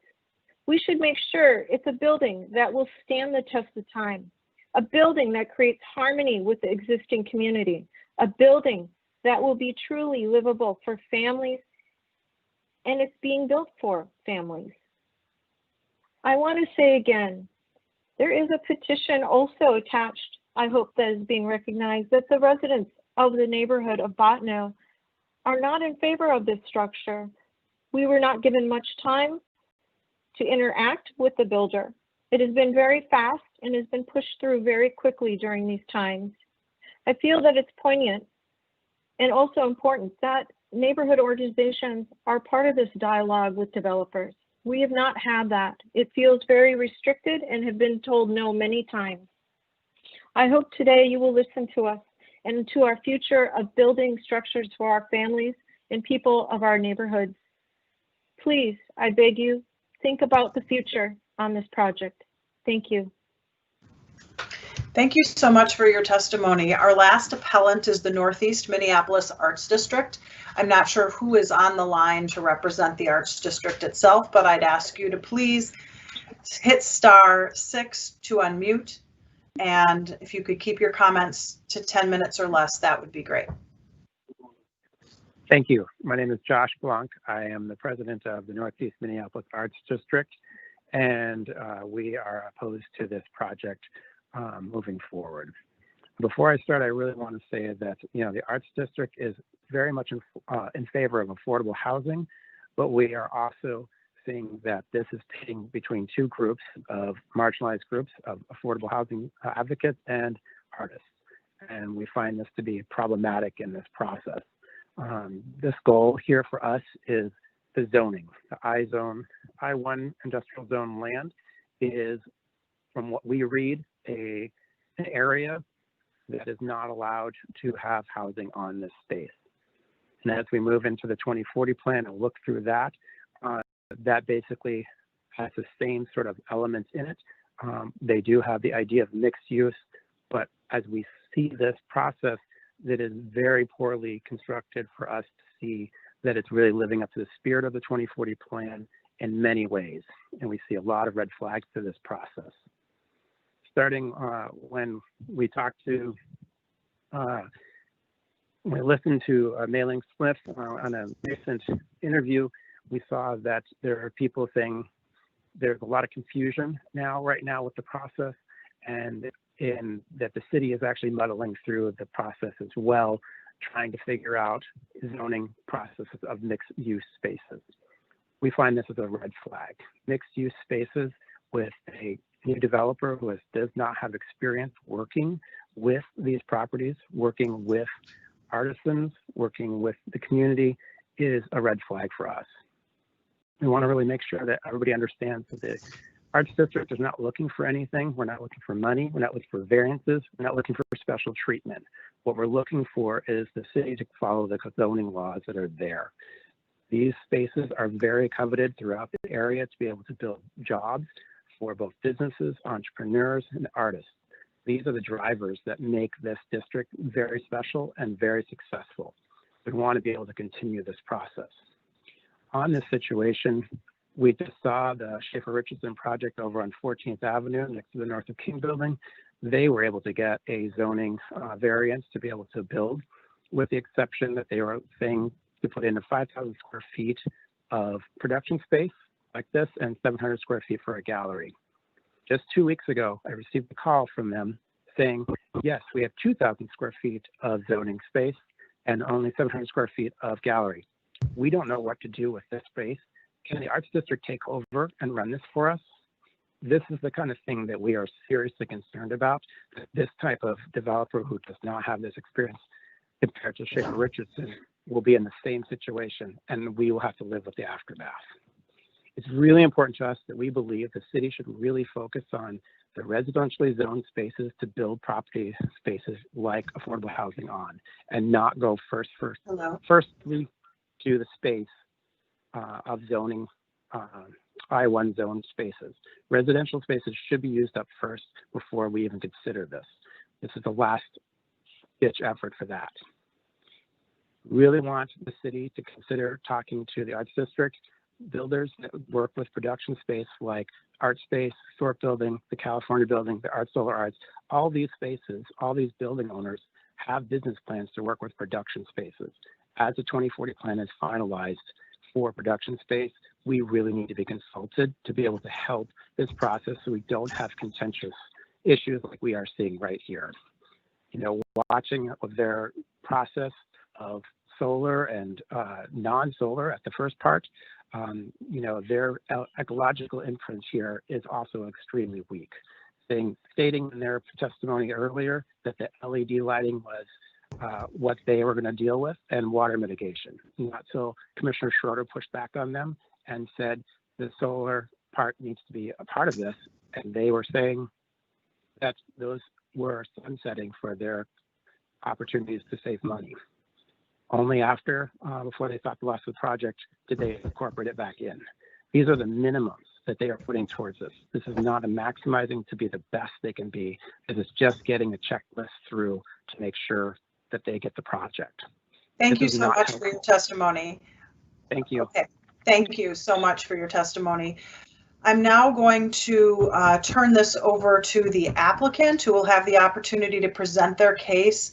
While the applicant is getting on the line, I'm also going to turn the chair over to Councilmember Schrader so that he can chair this portion of the meeting, and I want to thank him in advance for jumping in on this.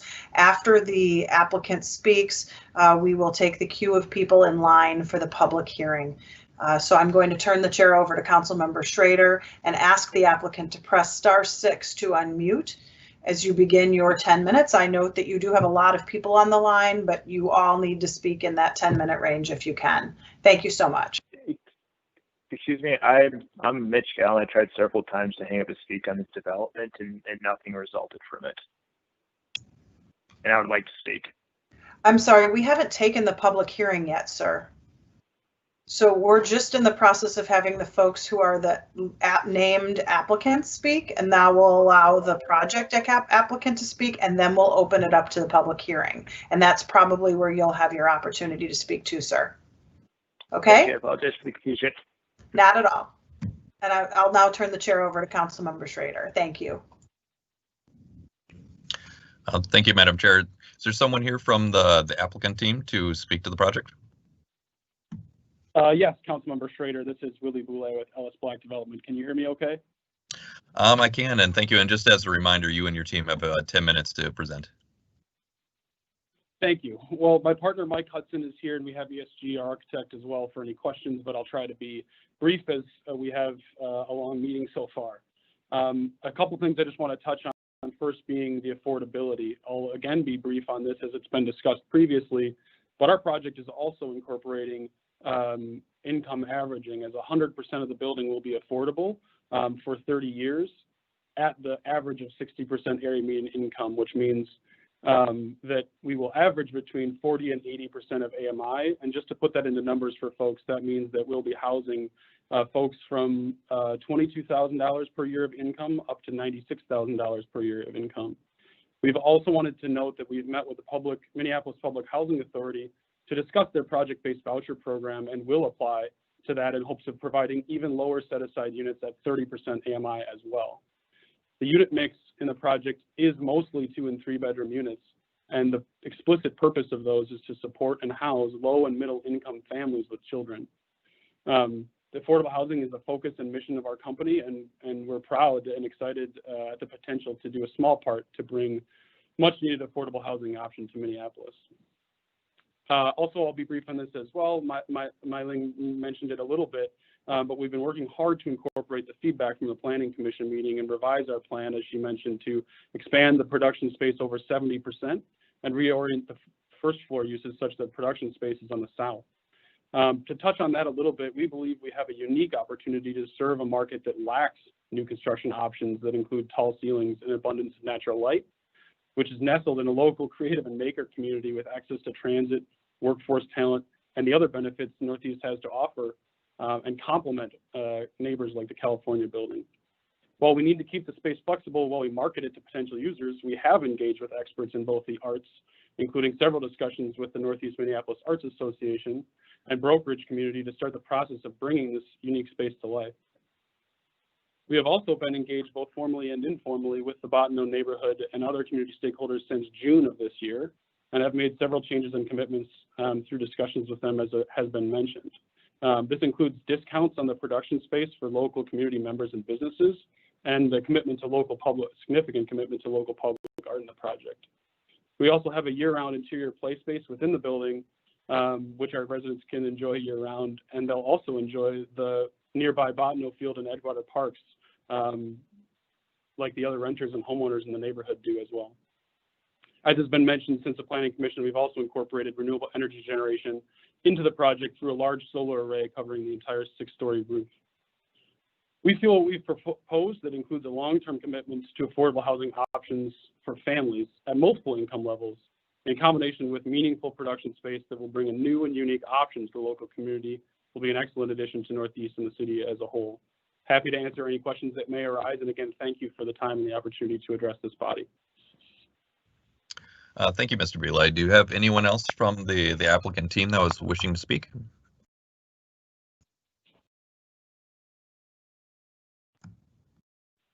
If not, we'll move on to the public testimony.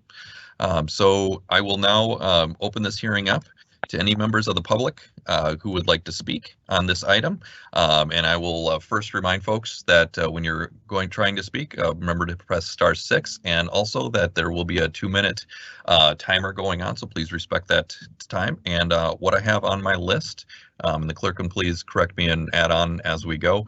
But first on the list is I have Jennifer Schweitzer, and then next up to speak will be Michael Rainville and Joy Sinkar.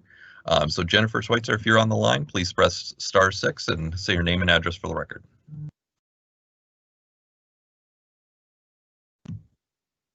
Hello? Hi, we can hear you. Can you hear me? Oh, Yep. Hi, this is Jennifer Schweitzer. Okay. I live at 2218 California Street, Northeast. I have owned my home here for 20 years. I want to mention I support the effort to bring more affordable housing to our neighborhood. Unfortunately, there are several problems with this proposal. First, it is too big for this intended site. There is a row of tiny little houses here on California Street. These are single-story houses. Putting a 6-story building on the other side of the street doesn't provide for an adequate transition between types of buildings and uses. The design lacks green space or any outdoor playground. Plus, the techie style is out of place for this neighborhood. Parking would be an issue for residents and homeowners, as well as the artists here who need their clients to be able to park on the street. The shading of neighborhood houses would eliminate options for solar. Not only would it be awkward to have a 6-story building across the street from these little tiny houses, it would completely eliminate the option of solar power for entire blocks of houses. I don't think it's fair to take that option away from current or future homeowners. Plus, as my son points out, the shading would also interfere with options for neighbors to have gardens. I wanted to go solar with my home, but it turned out I wasn't able to due to shading from the California building. And if you're thinking because the California building is large and tall, then it makes sense to put another really big building next to it, I don't agree with that. It's not the same. The California building is a historic building that is much smaller than this proposed building. It's also set away from the sidewalk and it's beautifully landscaped. They are wonderful neighbors. We could find solutions to these problems. Hello? Hello? First, no, we're just hearing some community background noise. Yep. Okay. So community engagement in this process would create some better outcomes. I think we could consider scaling this back. Medium density might make sense. 3 or 4 stories might be reasonable. Set it back from the sidewalk, break it into multiple buildings, add a playground. I'd rather see some opportunities for affordable homeownership here. It'd be great to see housing that fits in with the charm of this neighborhood. Smaller townhomes would make sense. Thanks to owning my own home here, even though I am a lower income parent, I'm able to provide my kids with the stability and support of having a place they can count on, a home. Home ownership means so much to my family, and we recognize how lucky we are to have our home. Renters also deserve a healthy, livable environment, just the same as the homeowners in the neighborhood, with trees, grass, and sunlight. I think the developer should go back. Okay, thank you. Thank you very much. Next up, we have Michael Rainville. If you can just press *6. Hello. Hello, we can hear you. We're good? Yes, it's Mr. Rainville. Yes. Can you hear me? Yes, we can. Thank you. So thank you for the opportunity to testify today. My name is Michael Rainville. I live in the 3rd Ward. I'm a member of the Northeast Arts District Board of Directors. And I'm asking you to grant this appeal today so that the neighborhoods and the Arts District can sit down with the developer and make this a better project. This red herring of housing versus jobs in the industrial area it's a false promise. We need those jobs. Equity comes not only with housing, but equity comes with the ability to work and create those jobs. So please today, in view of the Democratic landslide that's going to happen tomorrow's election, manufacturing jobs are coming back, production jobs are coming back. Let's prepare our community for those jobs. Put this development on the shelf and make it better. Thank you. Thank you very much. Next up, we have Joey Sinkar, and next on the list is Karen Peterson and Anton Schaefer. I got to fly. My wife's looking for me. All right. Thanks. Okay. And just as a reminder, if you're not speaking, please keep yourself on mute to make sure we can hear the testimony. Hi, is Joey on the line?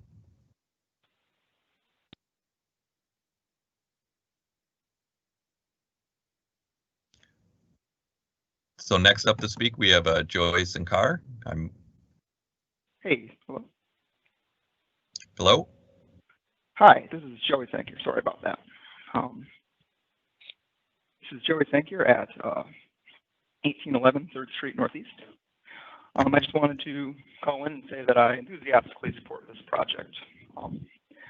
I moved in the neighborhood recently, in large part because of the amenities, the access to public transit and to the neighborhood parks, and I think this is a great project that will help more people have access to those. I live right next to an existing multifamily, the Botno Commons apartment building that is similarly a larger multifamily building in the middle of a bunch of multifamily homes, or sorry, in the middle of a bunch of single-family homes, and I can assure you that it really doesn't cause a problem. In addition, this project would be within 750 feet of both a neighborhood park and public, and a bus stop with two bus routes, and yeah, it's a really good project, and I am excited about welcoming them to the community. Thank you. Thank you very much for your testimony. Next up, we have Karen Peterson. Can everybody? I heard the first half. Good afternoon. Can you hear me? Yes. Thank you. Thank you for the opportunity to speak and share my concerns. My name is Karen Peterson. I live at 215 Broadway Street Northeast.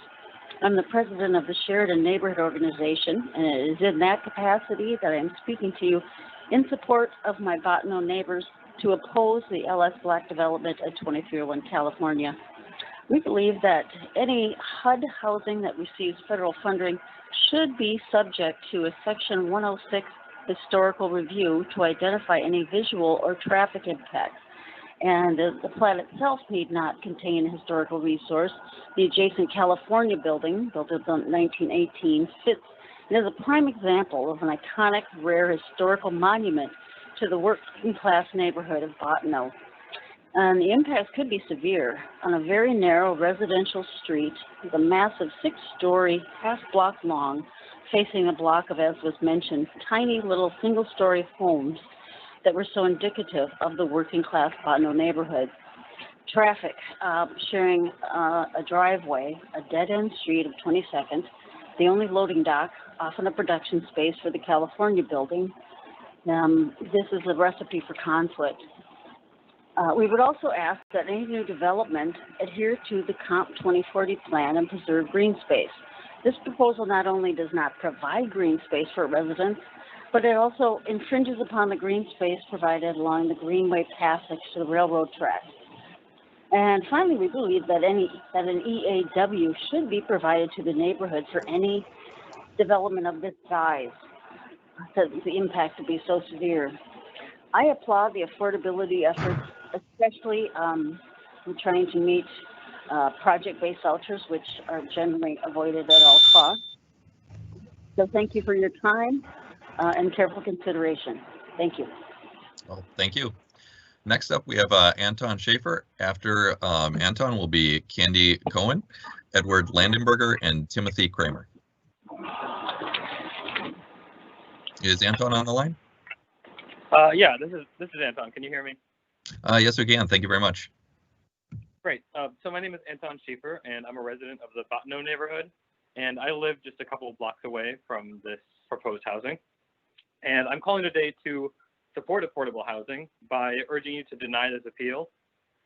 These appeals, they seem to be an attempt to prevent affordable housing from being built in the Botno neighborhood. And this neighborhood needs affordable housing just like the rest of the city does. And since I've heard a lot of people quote from the Minneapolis 2040 plan, I'm going to do that myself. Since 2000, Minneapolis has lost roughly 15,000 housing units that are considered affordable for those earning 50% of the area median income. These units generally still exist, but cost more to own or rent, making them unaffordable to this demographic. So this committee must decide whether the facts outlined in the city comprehensive plan are to be acted upon at this site, and I believe that they should be. Adding 160 affordable homes at between 40 and 80% of the area median income is just a drop in the bucket, but they are 160 homes that this city desperately needs. And further from the 2040 plan, states that the city of Minneapolis will expand opportunities to increase the housing supply in a way that meets changing needs and desires. This means allowing more housing options, especially in areas that currently lack housing choice and in areas with access to frequent and fast transit, employment, and goods and services. So this site checks all those boxes. It's close to bus lines like the 11, which is high frequency, and the 32 that runs along Lowry. It's walking distance from the best neighborhood grocery store in the Twin Cities, which is Centers. And this site is also within 2 blocks of one of the largest parks in the Northeast at Botno Field Park. So this area lacks housing choice and is an opportunity to add affordable housing. Please reject this appeal and build some affordable housing in my neighborhood. Thank you. Thank you. Next up, we have Candy Cohen. Is Candy on the line? Yes, we can hear you. I live in the southeast neighborhood, Stephen Fletcher's, and I've been on attended several planning meetings, and I also have a studio at the California building. I also have relatives in New York City. I do know that if you build things that shade people in the resident next door, you have to pay millions of dollars of air rights. I also walk around this area a lot. There are wonderful natural corridors, and having this big thing cutting everything up, blocking light from the neighborhood, does not work with the area. Also, I totally believe in affordable housing, but affordable housing should have healthiness to it. If it's not healthy and you can afford it, what good does that do you? So it does need the things like mitigation for the industrial use. Also, people do work, and that's part of, you have to afford it if you work. And so this thing needs to be broken up or rearranged so that there's open space. It needs to be lower to fit in the neighborhood. It needs to, yes, be affordable, but to have all the mitigations that Jennifer mentioned so that we could all work together. I'm a painter and dyer of cloth. I sometimes dye out in the yard there, and kids come over and paint with me. It's a wonderful thing. I want this to still be a neighborhood, and this is starting to create something more not so neighborhoody, like what's going down in my neighborhood by the river. People don't know each other. You need to rethink this so that it is not only healthy for the residents, healthy for the people who work there, and healthy for the neighborhood itself. Thank you. Thank you for hearing me, and thank you for this. Yeah, thank you for your testimony. Next up, we have Edward Landenberger. Is Edward on the line? Hear me? Yes, we Can you hear me? yes we can. Hi, my name is Eddie Landenberger. I represent the Land Bank Twin Cities, current owner of the property. I'm also a commercial real estate professional. When we originally purchased this property several years ago, there was a large monolithic 92-foot tall silo on the site. After some incidences involving safety, we had the silos demolished and worked with many different developers since to find a way to transition the site back to productivity. We want to voice our enthusiastic support for this project, not only how it addresses housing needs, and there's a lot of need for more affordable housing, but to point out this unprecedented effort to include production space, new high quality production space. We were greatly satisfied when it was previously including 13,400 square feet of production space, and are even more so now that it's 23,000 square feet. This type of production space will be more productive and conducive to jobs and for artists than yet another tower of self-storage. I work with industrial clients and arts clients, and I know what they're looking for. This production space with its 18-foot clear height is better for production and industrial uses than most existing older buildings in the city that average 8 to 12-foot ceiling heights. It's more versatile and more useful. Overall, this is a mix of uses and affordability we need more of, and the type of new development that reflects our 2040 plan. Thanks. Thank you for your testimony, Eddie. Next up is Timothy Kramer. If you're on the line, could you just press *6? Hello, this is Timothy Kramer. Can you hear me fine? Yes, we can. Thank you very much. Great. I live at 229 22nd Avenue Northeast, and I serve as a director on the board of directors for the Bottineau Neighborhood Association. Thank you, council members, for having this meeting and listening to our concerns today. I'm in favor of quality, affordable housing. I would like to commend the City Council and City staff on the mountains of effort needed to develop the comprehensive 2040 plan for the City of Minneapolis. It has established a framework to build on the foundation of our great city. My focus will be on not on the plan itself, but on this comprehensive approach towards developing our city that we can promote and support its many facets, including goal number 1, eliminate disparities. My story begins with the historic redlining of neighborhoods. The redlining of Bottineau was on economic grounds. During the early 20th century, working class and low-income Bottineau residents were denied access to mortgages backed by the federal FHA program. This left early railroad workers, brewery employees, new immigrants, and many others with rental housing as the only feasible option. Meanwhile, their equity was being siphoned off, denying future generations of the principal wealth-generating tool for many Americans. This proposed development not only fails to address this concern, it exacerbates it. With my remarks, I provided a photo from the 2040 plan showing the neighborhoods where proposed development projects like this would be denied due to zoning restrictions. These neighborhoods are protected by law, and this highlights the extra scrutiny needed on projects within the interior of neighborhoods that traditionally have been zoned Americans out of the dream of homeownership. For many Americans, homeownership is not their dream, and rental properties fulfill a necessary function. The vibrant communities have a mix of both. Every Bottineau resident that I've spoken with supports affordable, low-income housing, as I do. And Bottineau contains many residents who make less than the average median income. Our neighborhood is in favor of this project and would provide opportunities, and we would be in favor of a project that supports residents who earn 30% of the AMI, not just 60% AMI. With all the encampments and displaced citizens, this is where we see the most need. We are in favor of truly affordable housing, not the $2,000 a month this proposal offers. I speak in favor Timothy, of the if you can wrap up, plan. please. Yep, I got a half paragraph left.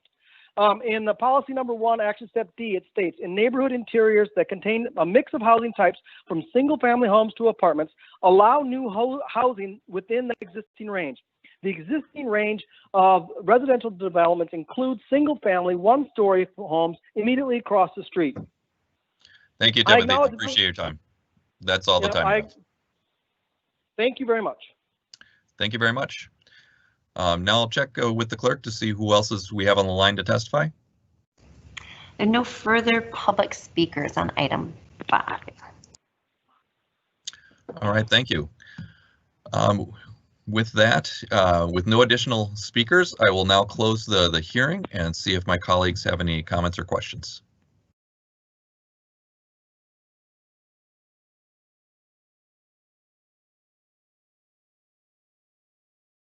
Any comments or questions from my colleagues?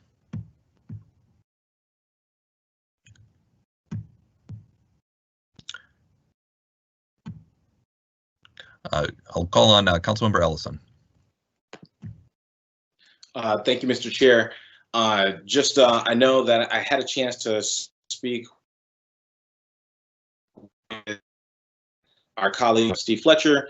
I know that he's been in conversation with the neighbors, or my understanding is he's been in conversation with the neighbors and the developer. And while I'm not fully privy to what all the changes that have been made, it sounds like some have. And so, but I've also spoken with Councilmember Reich, and I know that there are some really good criticisms of this project. And so, would invite him to sort of speak on that if he wants to. But I think in the meantime, if there are no more further comments, I would move to deny the appeal.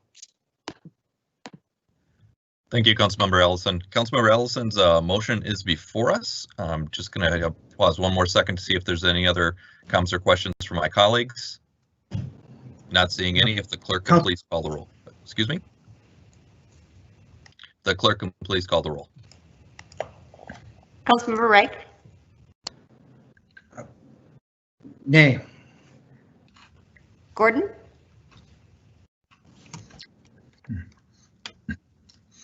Aye. Osman?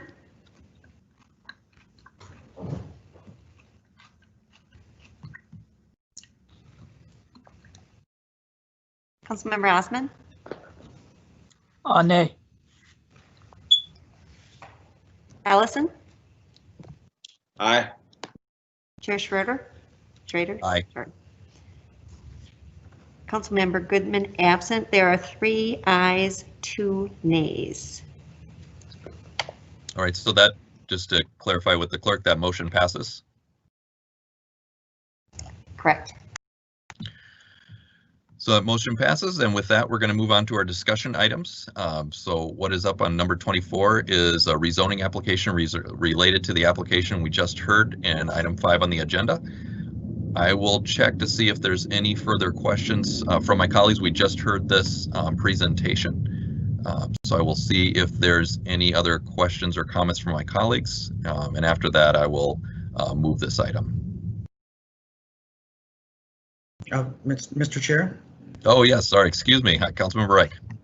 Sorry about that. I was going to comment on the other motion, but this is intimately related to and actually speaks more to some of my reservations on this broader issue, which is less about the specific merits of this project and many of the comments that were made in terms of context and appropriateness, in terms of scale, etc.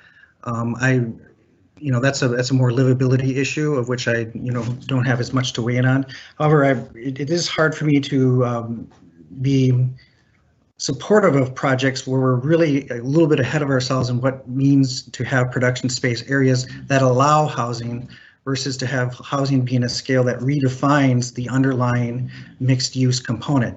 I think there's a good faith effort here in the last weeks to make modifications. The movement seems to be going in the right direction, but as someone who's working to try to really nail down concrete guidelines for not only what the right mix is, in what types of zones that we treat in terms of, okay, we have industrial zoning that interfaces with residential or commercial, or one that's surrounded by like industrial. Do we treat them the same, or do we treat them differently?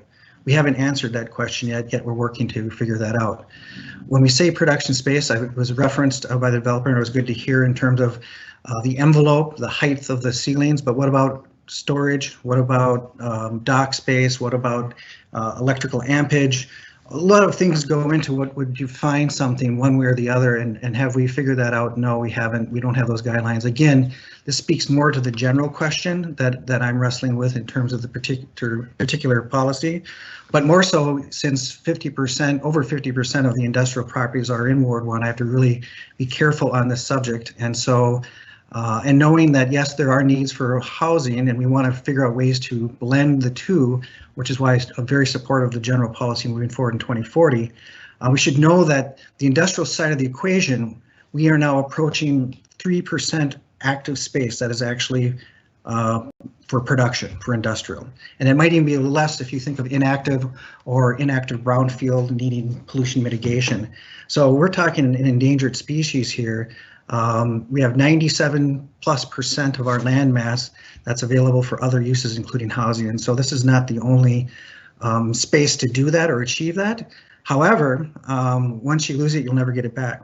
And so that's why the stakes are high in that front, and the equity component of why we want to preserve industrial space in the 2040 plan is very clearly articulated in terms of access to these opportunities, economic empowerment, and particularly for BIPOC communities insofar as production spaces allow for over 30% more in terms of other peer employment opportunities for that population base. And so it's not just an abstract thing, it's a real meaningful thing that I take very, very seriously.